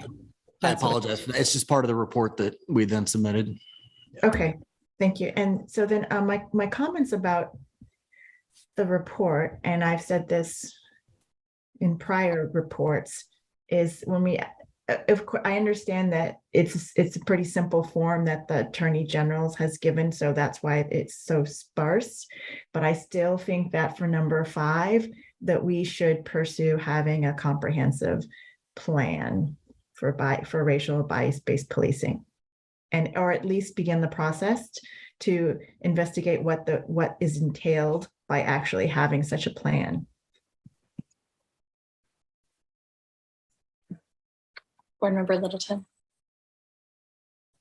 This Board Member Littleton, I would echo what Marie just said, because I have brought that to the table probably for the last 3 years. And just a recommendation to look into that further. And I know there's a lot involved in that, but I would like to see that be looked into further. Board Member Taylor. Board Member Marie Taylor, and in our last discussion, one city that does have one of these comprehensive plans, I believe, is Andover, Kansas, which is outside of Wichita.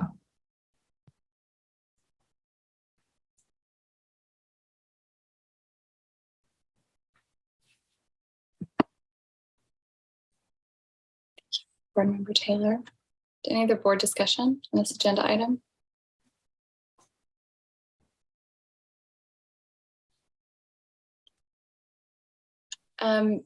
Chief Lockhart or Deputy Chief Brixius, would you like to speak to any discussion regarding creating a racial or other bias-based policing comprehensive plan? Has anything changed in that area? This is the first time I'm hearing of it. So let me take this back. I hear the board's concerns, and we'll take a look at what Andover is doing and see if that's something we can provide for you all in the future. This is Chair Robinson. Personally, I'm going to be adding it to my notes for the planning retreat as well. This could potentially be a good focus area for us. Okay, any other board discussion? Do we need a vote to receive this report, Brandon?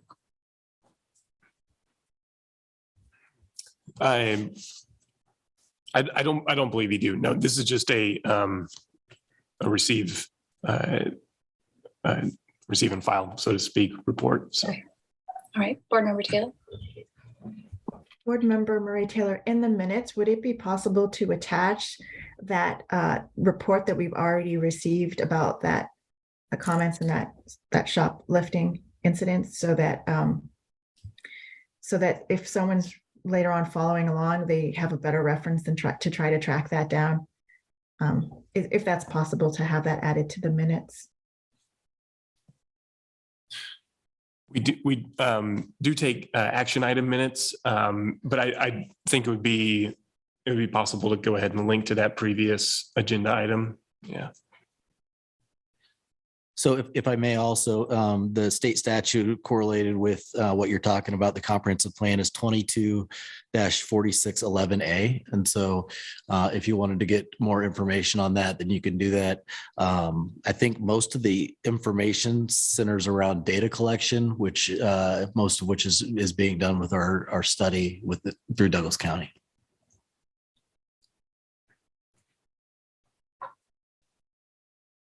Board Member Littleton.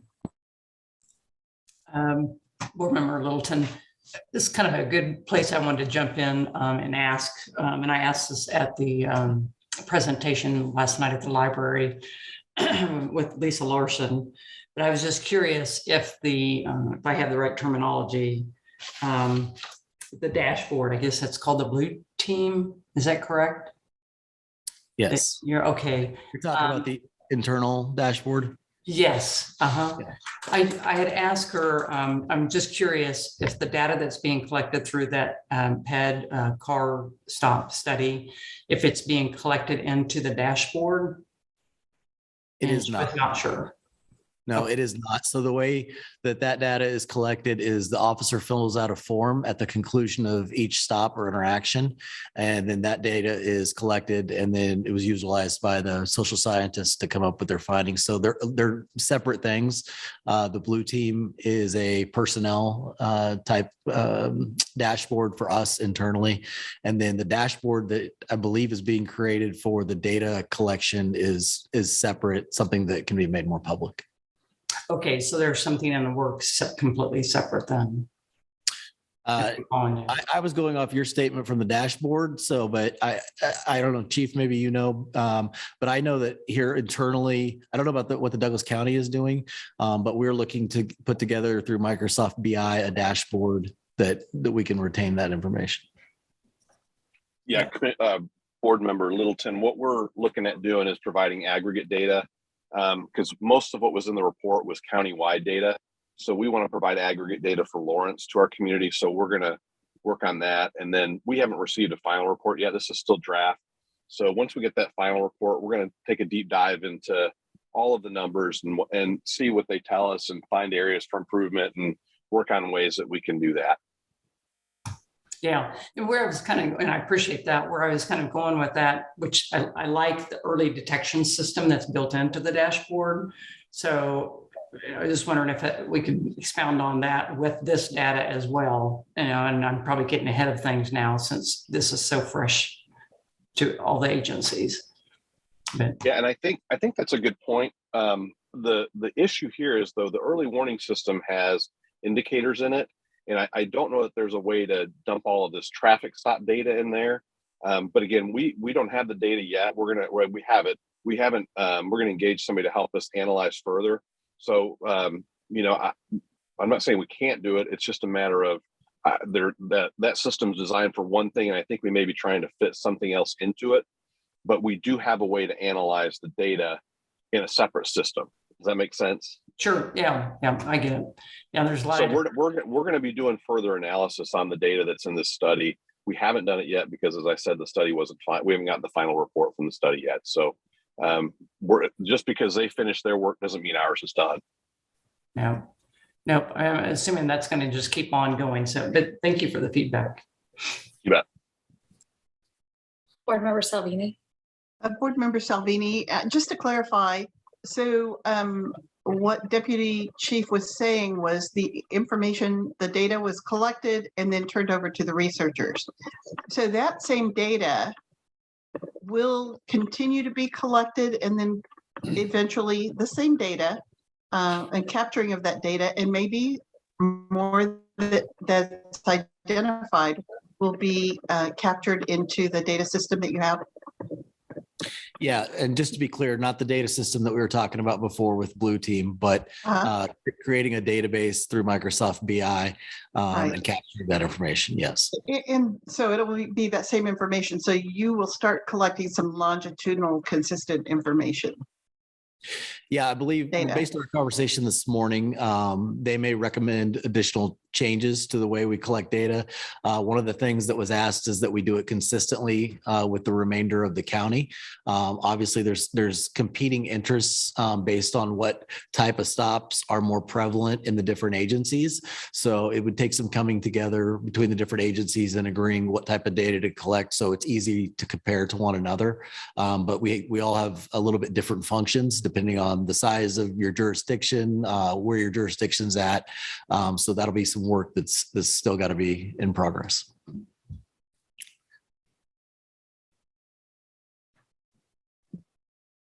All right. This is Chair Robinson. Thank you. Any other board discussion on this agenda item? Okay, we can go ahead and take public comment. It looks like Alex, you have your hand raised. Hello, Alex Kerr, Chair of the Civic Engagement Commission. First off, I would advise to do something like the comprehensive plan that Andover did with their police department. I really liked it. I read it before. So I would really agree if you did this, because I think it'd be awesome to do that. And hopefully you think it is too. And I did a little bit of research beforehand yesterday about looking at last year's report from the City of Lawrence's Police Department annual report, the same report, or the report that we have here now and the report here, and then the report we had last year. And then I also looked at the Kansas Attorney General's report too, with only one complaint. With only one complaint, I believe. If we get it down to 0, that would be awesome. But I'm happy where we're at. I don't know if the other community members are happy where they're at. That didn't make sense.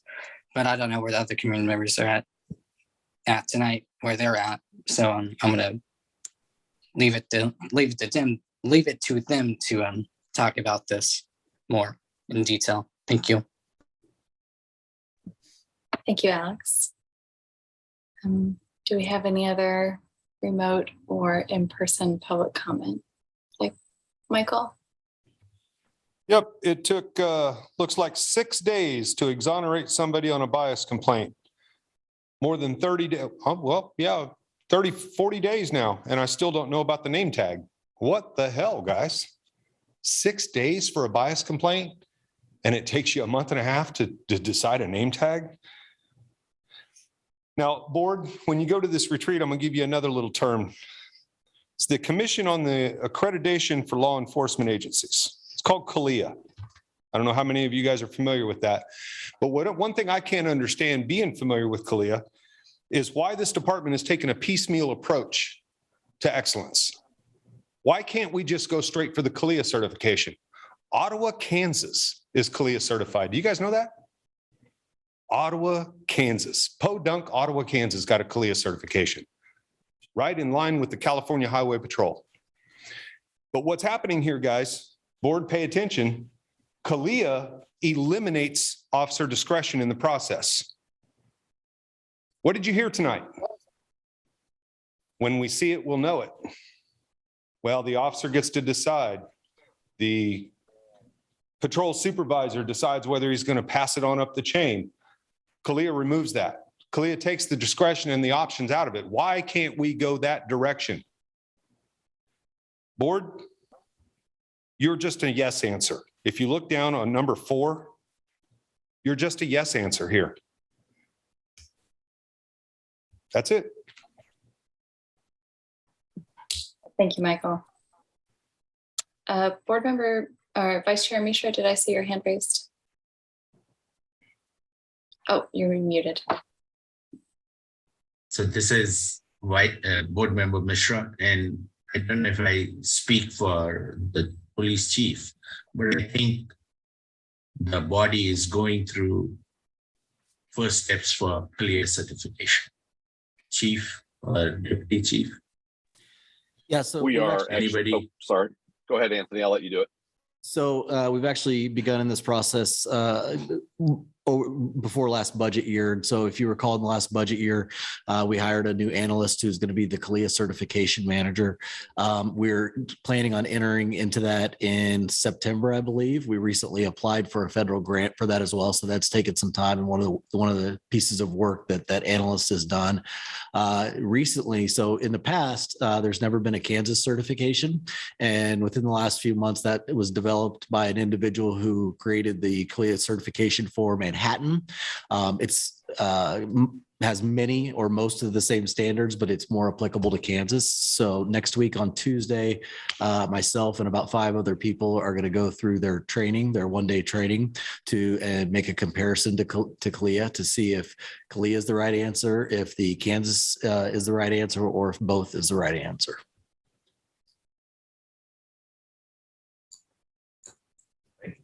Just Chair Robinson, thank you all for speaking to that. Any other comments specifically for that? And don't worry, Stephen, I see you. Okay, we'll go ahead and return to public comment. Stephen? Hi, thank you. You know, it's expanded. The discussion has expanded. I have participated in national accreditation a couple of times. Number one was the School of Social Work right here in Larryville, Kansas in 1974 and 75 for the Bachelor of Social Work program and the Master of Social Work program. In addition, I participated in the American Correctional Association accreditation of the Kansas Department of Corrections Reception and Diagnostic Center, in addition to others that I'm not going to go into. Those are minimal standards that any grade school children can exhibit under the right set of circumstances. They're not something to lay your hat on. And if Lawrence, Kansas can't meet a minimal standard for policing, that shows just how bad we are. But for us to say, oh, we're going to get accredited, please, aren't you academicians in there understanding the way the accreditation processes work? They're administrative, where you pay money for the piece of paper that says we're accredited after you meet a series of minimal standards. Well, we come to work every day. Okay. I mean, basic stuff. So please, don't hang any hats on Lawrence is going to get accredited. And that's what these guys are laying a lot of stuff on. I agree. It is a step in the right direction, but it is a minimal standard. It doesn't guarantee diddly squat. Thank you. Thank you, Stephen. Do we have any other public comment on this agenda item? Okay, we'll go ahead and move on to the next agenda item. So we want to receive the Community Police Review Board annual report with the goal of approving and submitting it for the City Commission meeting coming up on September 6th. Board discussion about this.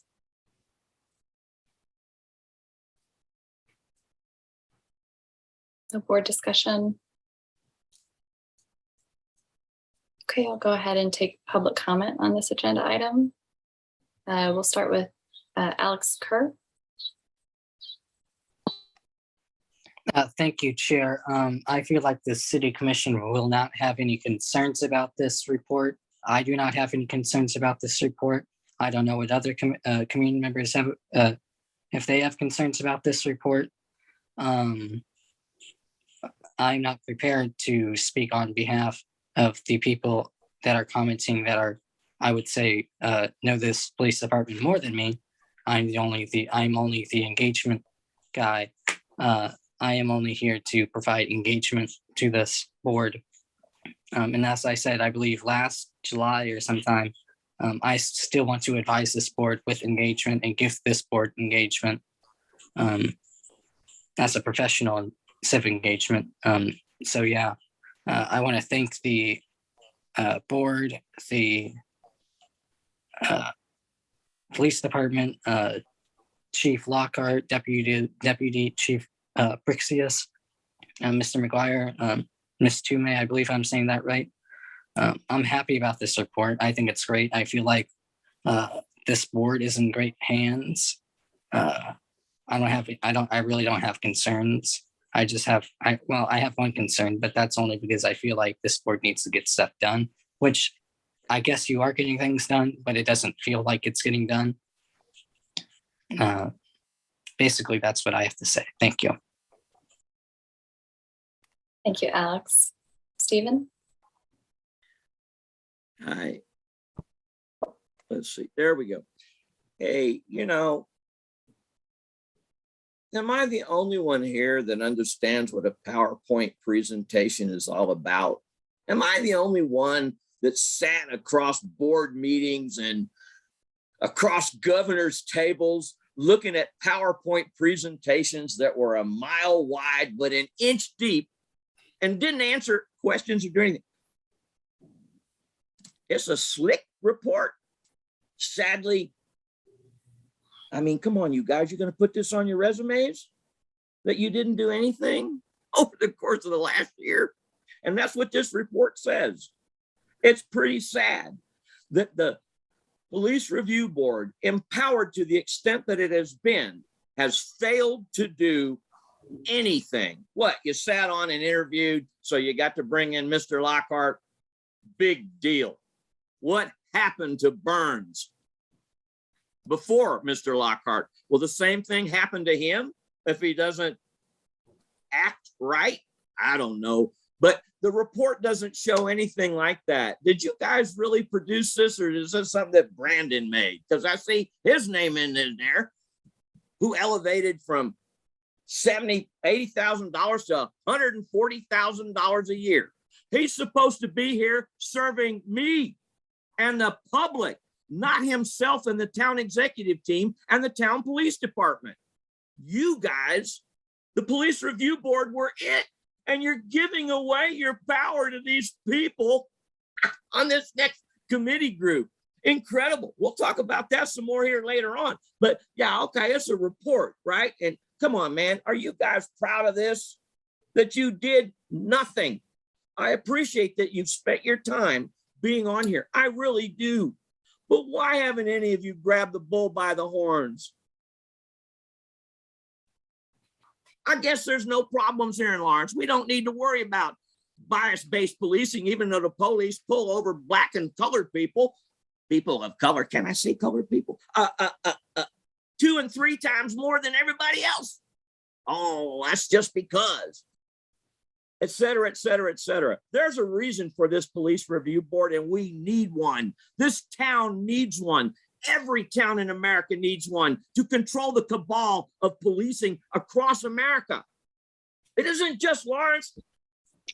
30 seconds. Is it that, just a second, please. Is it just that because it isn't happening here in Lawrence, we don't give a shit?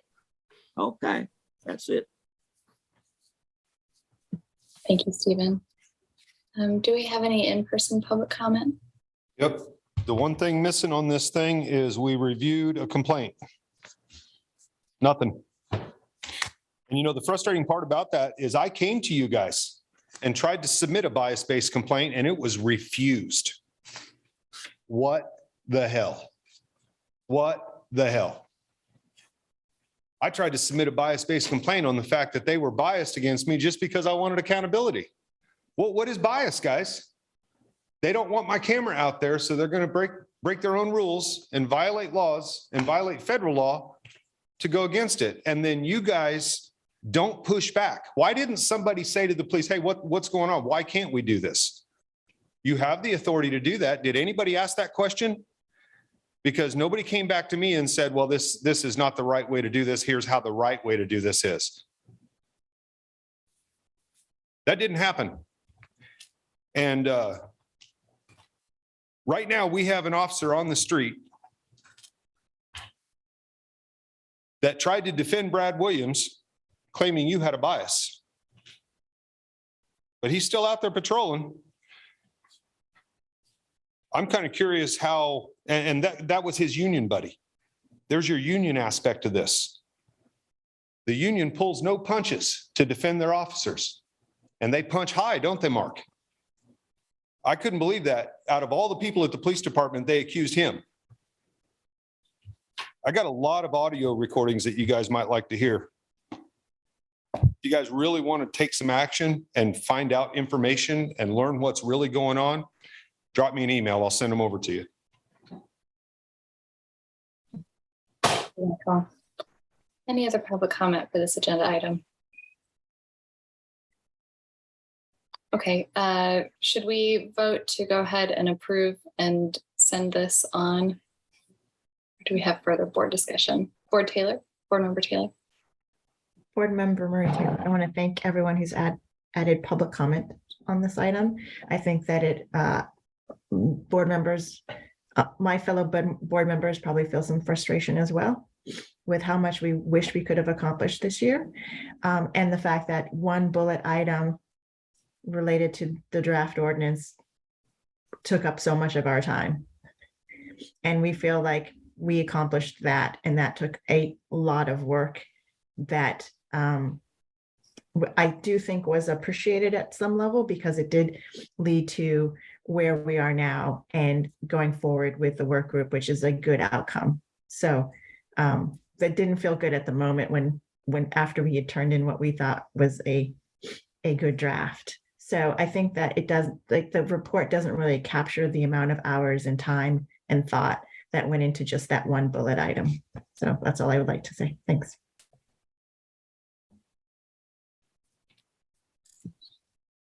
This is Chair Robinson. Thank you, Board Member Taylor. I think we can all echo that for sure. Board Member Littleton. Yeah, this is Board Member Littleton. I certainly can echo it because I was on the subcommittee that started from the ground up on working on that for the last several years. And I know we don't necessarily comment to public comment, but there's some true frustration on this side of the fence as well, with the time it's taken to get where we are. And I'll just say this, I was happy to see that the top-down study with City Gate was done, but in the meantime, in the progress of the board, that put us on hold for a long time. It's really important information we got feedback from, but it still put us at a stopping point for quite a long time, and it's still affecting us. And I have to really refrain on some of this because I put a lot of my personal time for 3.5 years here. And I would love to be a lot further along, and it's extremely frustrating. So I feel Alex Kerr's, thoughts, Michael's, all of you, because, we put a lot of personal time into this. So appreciate everybody's comments, and we'll just keep trying to move forward.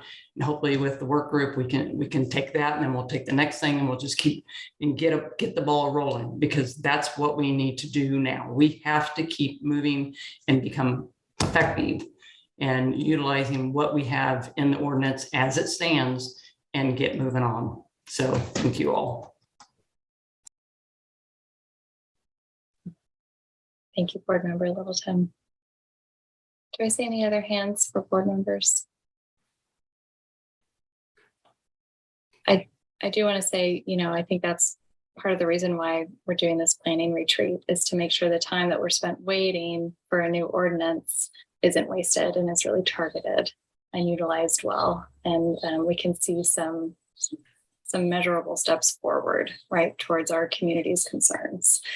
So hopefully we can still continue achieving those goals while the work group is doing their thing. Okay, any other board discussion? Okay, would someone like to motion to approve the report and submit it to the City Commission?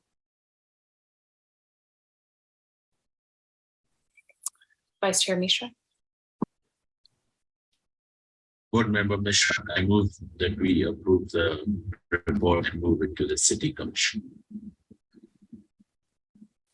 Do we have a second?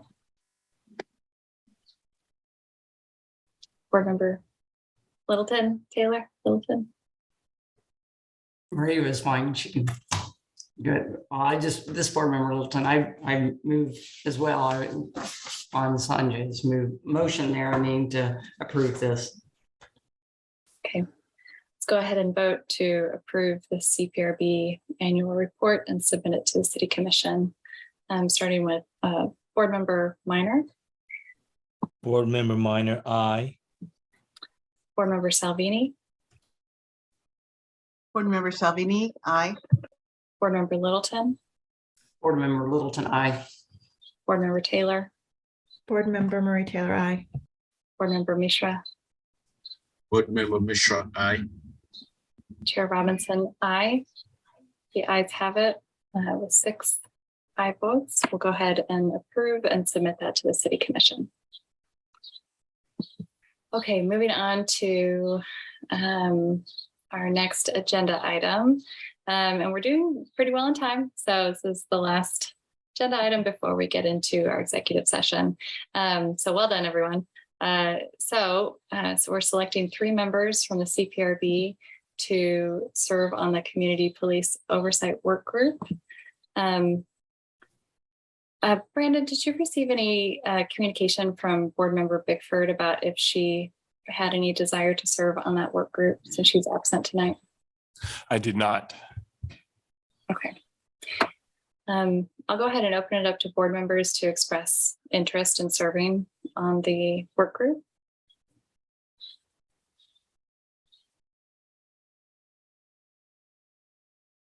Board Member Littleton. This board member Littleton, I would like to put my name in the hat. I feel pretty strongly, have been from the beginning on the complaint review process. So I'll be happy to serve as a proxy for one of you people. Steve Watts speaking. Thank you, Steve. We'll have time for public comment in just a second. Oh, I want public comment. That'll. Okay, do we have any other board members wishing to put yourselves forward for this work group?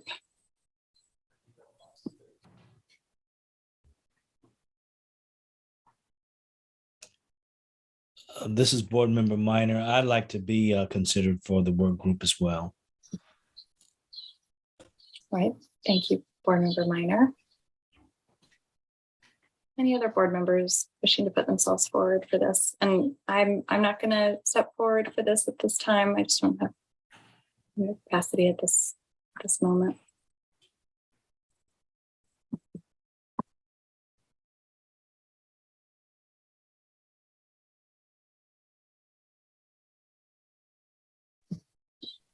Okay, this is Board Member Taylor.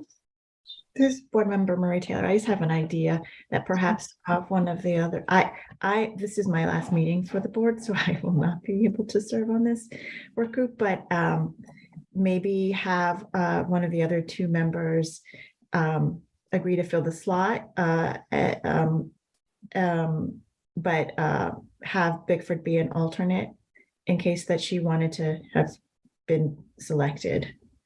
Does that make sense? Like, I don't know if that's allowed, but maybe there's a way to be serving in case she does not want to serve on the work group.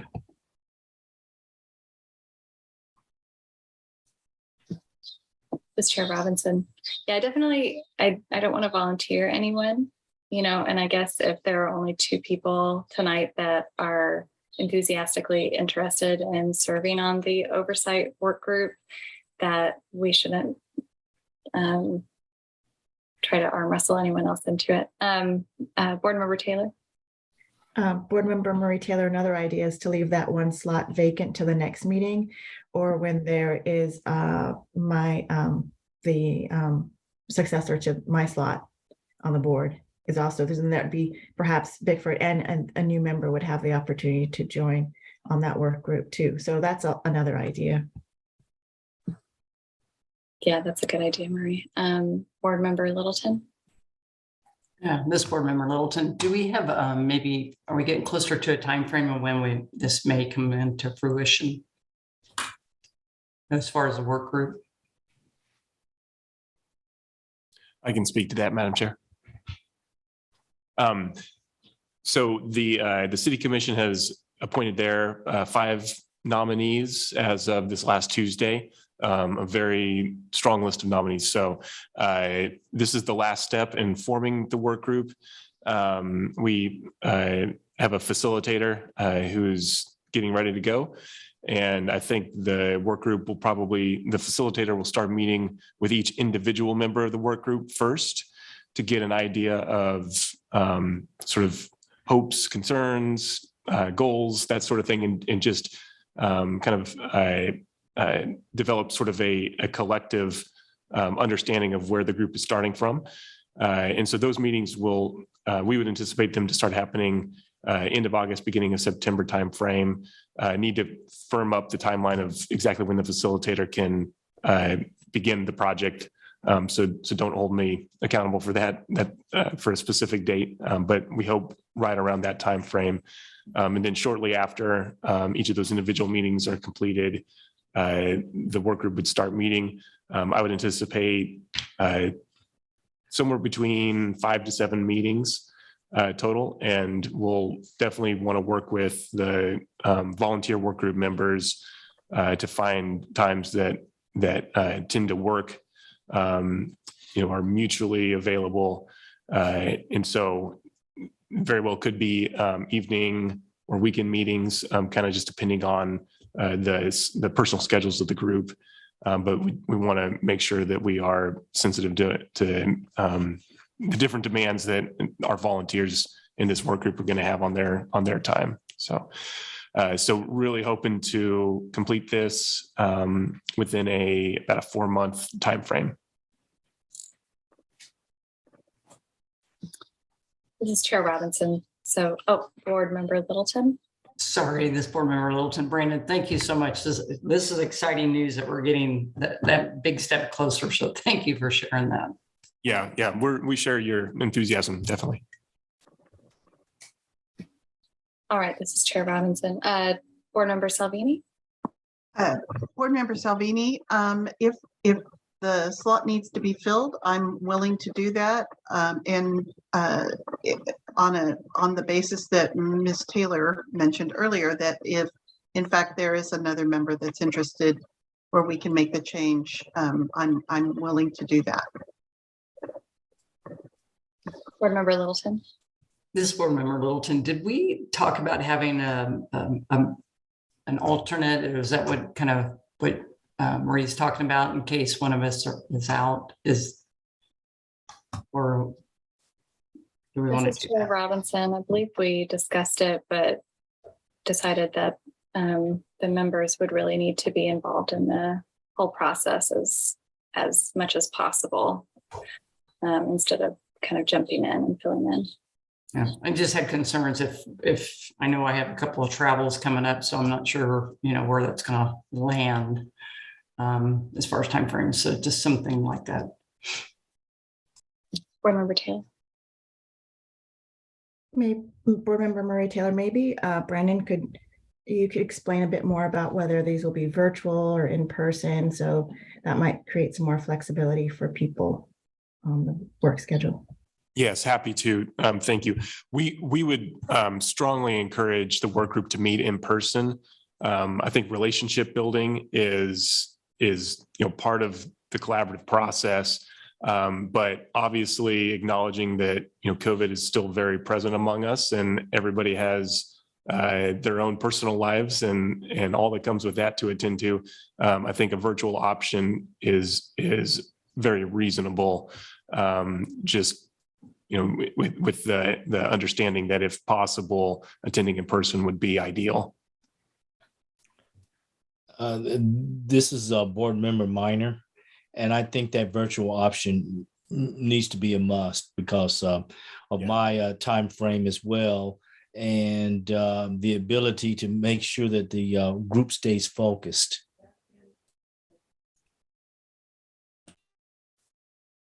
Yes, I can tell you city staff is very much used to working in a hybrid format with multiple staff members attending meetings in person and multiple members attending by Zoom in the same meeting. So we're comfortable working in that environment. I just know there's definitely a human element to this that doesn't always come through in two dimensions. So.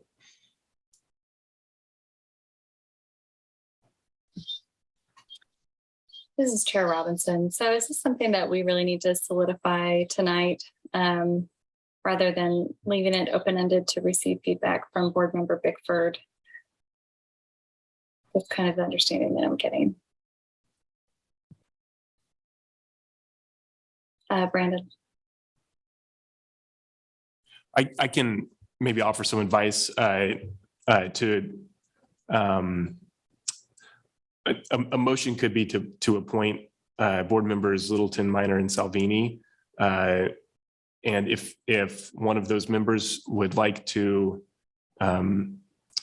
allow board member Bickford to serve in their place, the motion could be worded as such. But I do agree that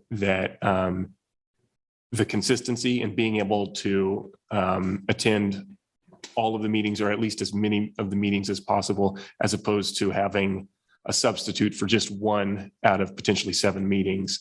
It's going to be important to have that consistency. Okay. Any further, thank you, Brandon. Any further board discussion on this agenda item before we take public comment? This is a board member minor. Could you clarify the 7 meetings? Is that 7 meetings total? Or please clarify that. Yeah, and I'm going off of memory, but I believe the facilitator proposal was for up to 7 meetings. So hopefully, I mean, the work group will work at its own pace, and it'll meet as many times as needed. But we would think that 7 meetings would certainly be enough to get through the scope of work that we're looking at with the complaint process and then discussing, making recommendations about the CPRB's role in that process going forward.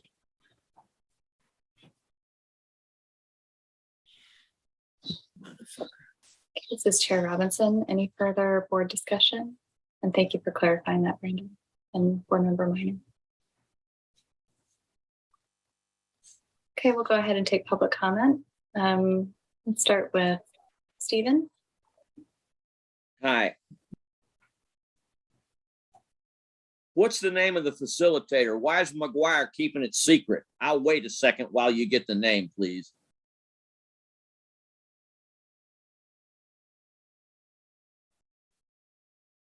I have some other things to say, but I'd like to know the name of the facilitator. Thank you. Was it secret? This is Chair Robinson. Stephen, we don't typically comment on public comment. I know you don't typically, but this is a critical question, don't you think, Ms. Robinson? Is it out of order? Definitely, we Policies are set up to facilitate. Am I supposed to sit here and not know the name of the facilitator when McGuire knows it? Hey, Stephen. Do you guys know it? Stephen. Hey, Stephen. Yes. I'm gonna talk a little bit loudly because you're coming through very loudly here. Sure I am. The facilitator will be the name of the facilitator will be public information. We don't have a contract signed yet, so I want to honor our procurement process and make sure we don't get sideways with our procurement policy. But I can promise you, I will send you an email with that name just as soon as the ink is dry on the contract.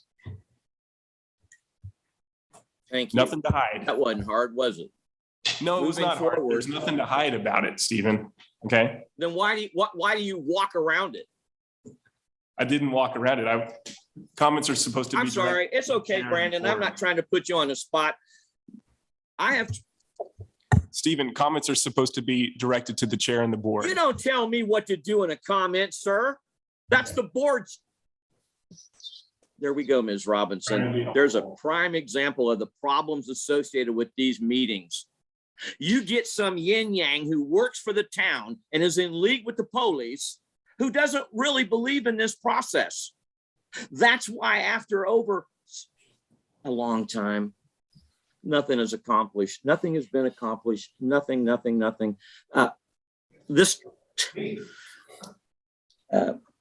This move forward. Thank you. Thank you, Stephen. I see Alex's hand. Hi. Well, I'm just going to say this again, just so the board understands. The community needs items from this board to be done. I love this board. I love the Lawrence Police Department, but it's something we've been working on, something so big that the community's been so excited for, but it's been a long time and the community is losing interest quickly. And I know that from engagement. And I'm not mad at you. I'm not mad at anyone. It's just that the community needs something to be. That is the Lawrence Police Department. That is a great police department, And I'm just the guy that does engagement. I'm not here to say my personal ideals. I'm just here to provide this commission of what the people of the city of Lawrence thinks. And it's just that the community is losing interest in this board, in this process, and it's driving me nuts. And I do want to say, Mr. McGuire, I'm sorry for what just happened. And I think you are a great assistant city manager. And I thank you for serving as a staff liaison. And I have the other trust in you for anything that you do with this city. Ms. Taylor, thank you for being a board member on the CPRB. I think both of you have spent way too much time on this, as we all have, and we're almost there. It's just that we all need something big to happen, and I think it's all driving us nuts, and it's driving the communities really nuts because they've been waiting a long time for stuff to get done with this board, and it's just been waiting and waiting and waiting. But it's just get stuff done. It's just that you need to get stuff done to make the community happy, and the community is losing its interest in this board, and it's not making this board look good. That's what I have to say. And again, Mr. McGuire, I thank you for your time, and Ms. Taylor, I thank you for your time. Thank you. Thank you, Alex. Do we have any? I'd like to claim a minute if it's possible. Stephen, I'm going to go ahead and move on to our in-person public comment if we have any. Okay. I just want to make sure you guys all remember that the police department and the police union have redundancy. Don't forget this. And I want you to remember back to that meeting where they said all four of those individuals are going to have a vote. Redundancy, remember? You guys are appointing 3 members. You are the board. You don't have to ask permission for how you word this motion. You could very easily appoint 3 members and 3 alternates if you so choose to do. My last thing is, are we going to have comment on this executive session or no? Okay. Yes,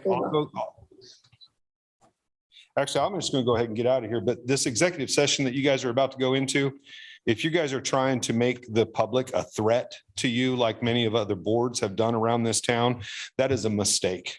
Impassioned redress is not a crime. We've learned that over the last few weeks. Cursing at a meeting is not a crime. We've learned that over the last few meetings. if the police department would take a cue from the sheriff about earning and retaining the public's trust. That's all that's required. And it's not a hard process if you set your mind to doing it instead of hiding things and covering up. Not implying that Brandon was hiding anything, and I appreciate your answer to that question. Thank you, Michael. Okay, do we have any board discussion following public comment on this agenda item?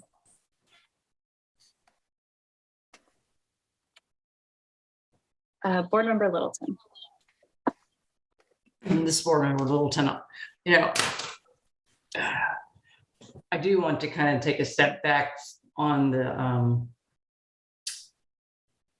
selection of 3 board members to serve on the work group, and I do get Brandon's point as far as staying focused, obviously, with who's on this in order to move through the complaint process.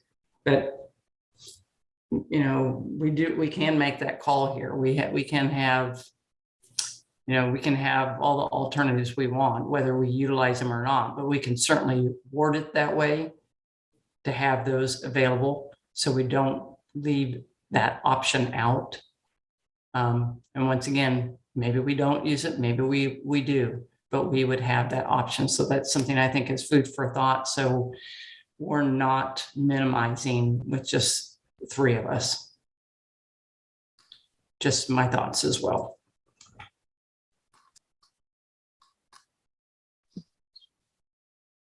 Any board discussion on Board Member Littleton's comments?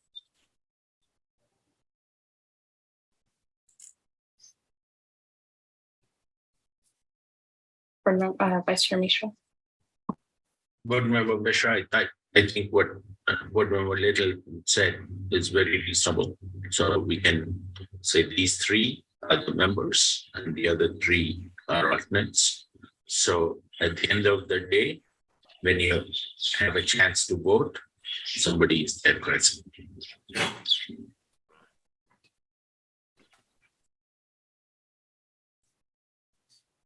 Okay, any other board discussion on this?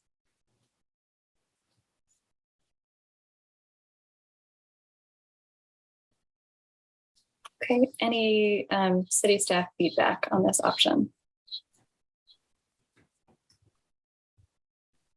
Brandon McGuire, Assistant City Manager. I can speak on behalf of city staff. When we collaborated with the board members to draft the project proposal, the work group proposal, we were open to any number up to all members of the Police Review Board serving on this. And I think that's probably the position we maintain. So, whether it's 3 or alternating 3 or, any combination of board members serving, we would welcome that. We just look forward to working collaboratively with the board members and the community members on this. Okay, so this is Chair Robinson. So it sounds like potentially nominating board members Minor, Salvini, and Littleton, with the option of, if one of those board members is unavailable for a meeting, to reach out to the rest of the board for a substitute to fill in for that meeting. Is that what we're saying? Any board discussion about that? This is Board Member Minor. I think we should look at that from a case-by-case basis, because as you're going through the process of trying to determine where we're at in regards to the task, there may be a situation that arises where someone doesn't have to get pulled in, or that person can review that information virtually, or review the documents, or review the actions if they're filmed or recorded following that. So there are different options that we can discuss, a way to keep the activities moving forward, as opposed to always needing to have 7 people there. Because I think that in that situation, we're going to create a lot of stops in our process. So we can review that once again on a case-by-case basis. Thank you for that, Board Member Minor. This is Chair Robinson. So maybe nominating the 3 board members to serve on the work group and reaching out to the rest of the CPRB for substitutes as needed. Does that cover that, you think? Vice Chair Mishra? So, Board Member Mishra, so why didn't you word the resolution? Because this has got to go through a resolution to say 3 alternates and everybody else. Means 3 nominated and everybody else as alternates. And you bring them in as needed. So, but you got to pull that into the resolution. Board Member Salvini? I like what Board Member Salvini, I like what Board Member Minor, his contribution there. I think the importance of having that seat at the table and making sure that the board is represented there, I think is important. I also would like to add, with respect to what he said, that all of us make a commitment to be active by observing, accessing information, and making sure that in the future we have a place on the agenda to report. So the board is not. So the board is included in the process as it's happening through the meetings and the sessions that the work group has.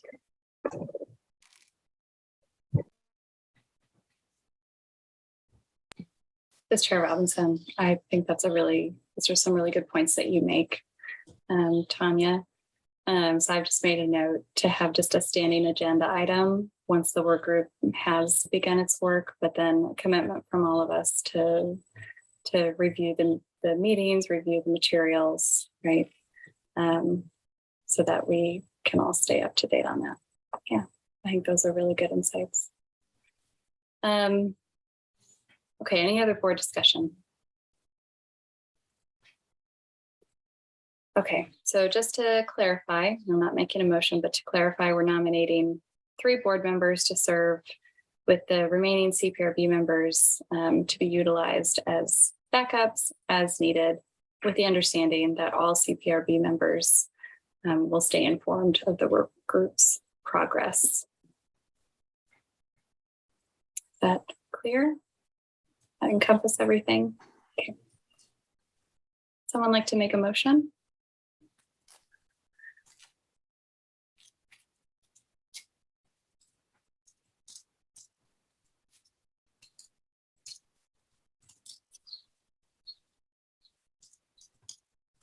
I don't know if I'm allowed to make the motion. I'm willing. Okay, Jenny, Dr. Mishra? Yep.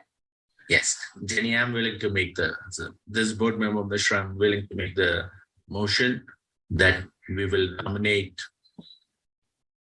board member Minor, board member Littleton, board member Salvini to the working group with all the alternate members, with all the other members of the board as alternates, and that the board alternate members will keep abreast of the happenings of the CWG.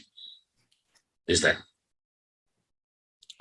This is Board Member Minor. I second that motion. Thank you. Okay, we can go ahead and vote. There's no further comments or discussions. We'll start with Board Member Minor. Aye. Board Member Salvini. Board Member Salvini, aye. Board Member Littleton. Board Member Littleton, aye. Board Member Taylor. Board Member Murray Taylor, aye. Vice Chair Mishra. Board member Mishra, aye. Okay, Chair Robinson, aye. The ayes have it, passes with 6 yes votes. Okay. All right, so we are a little behind schedule. I just want to check in with city staff that we are okay to proceed with our final agenda item. Yes, yeah, if the board would like to recess into executive session, we are still able to do that. And Madam Chair, for purposes of reading this motion, it is important to read the full motion. And since this is scheduled for 30 minutes, in the motion, you would state that the CPRB would reconvene at approximately 8:32 p.m. or 9:32 p.m. Sorry, 9:02 p.m. Okay. So are we going to reconvene in this space after the executive session? Yes. Okay. All right. So any board discussion about this agenda item? Okay. Any public comment on this agenda item? Alex, is your hand raised? Sir, Chair of the Civic Engagement Commission. No, it is not. Sorry. Okay. Stephen? Hi. Why are you guys doing this? I mean, in the brief period of time that we've been jibber jabbering about it, I actually looked at it. Can you believe that? He looked at the rules. To discuss matters relating to security measures if the discussion blah, blah, blah. For purposes of this paragraph, security means measures that protect against criminal acts intended to intimidate or coerce the civilian population, influence government policy by intimidation or coercion, or to affect the operation of government by disruption of public services, mass destruction, I assume, etc. I assume you guys have all read that. You see, it'd be too much like right for to hear back. Yeah, we read it. So these are kind of joke meetings, and Mr. Kerr, notwithstanding, who pats everybody on the back, who you hold responsible, Alex, for the ineptitude of this group. Nothing personal, you guys, you're trying, but you have been subjected to nothingness by bureaucrats. I don't get it. So here we are going into executive session. Help me to understand why. I don't get it. I mean, am I supposed to hang around for the next 32 minutes and find out what happens? I don't know. Thanks. Thank you, Stephen. Alex, did I see your hand raised? Yes. I actually do want to talk about this. There's no concerns with going into recess into executive session from me. I do not really mind that this board is doing that. I have no notions that they should not. So I don't mind at all, really, that this board is doing this. And I am here, like I said, I'm here only to provide engagement to this board. City staff knows, and all of you know, that's all what I'm here to do. Thank you. Thank you, Alex. Any other public comment on this agenda item? Okay, any board discussion? Okay, would anyone like to make a motion, knowing that we need to read it directly off of the agenda?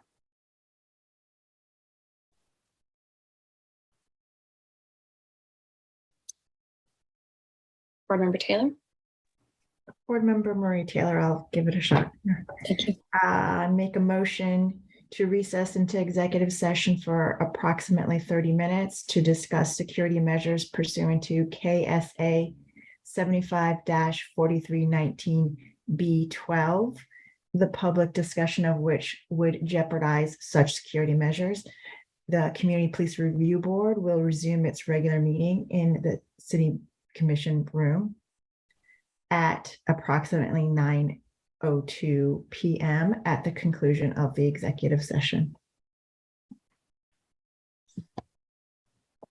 This is Chair Robinson. It looks like it might be closer to 9:06, but I'm sure that's okay. Well, yes, we do need to be precise. Okay. So I will, for the purpose of the record, revise the motion to read 9:06 as the time that the board will reconvene in the City Commission room. Okay, do we have a second for this Yeah, motion? Board Member Marie Taylor, I accept that revision. Do we have a second for this motion? Let's do it Board quickly member- before it turns 8:37. Board Member Salvini, I second. Okay, let's vote. Board Member Minor, Aye. Board Member Salvini, Board Member Salvini, aye. Board Member Littleton, Board Member Littleton, aye. Board Member Taylor, Board Member Marie Taylor, aye. Board Member Mishra, Vice Chair Mishra, Board Member Mishra, aye. Chair Robinson, aye. We will recess into executive session back here at 9:06. Leave this. Yeah,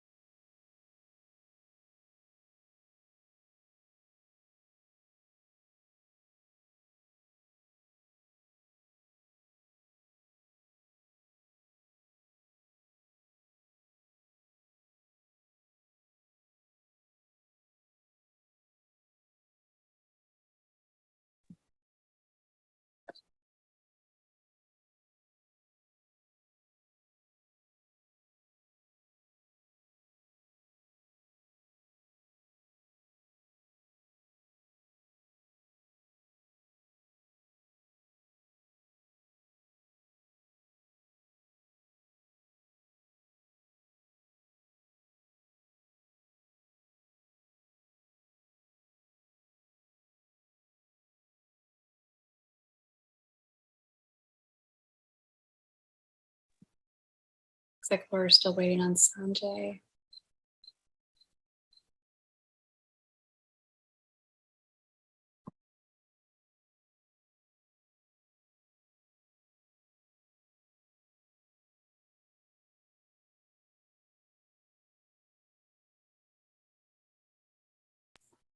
Sorry, I was muted.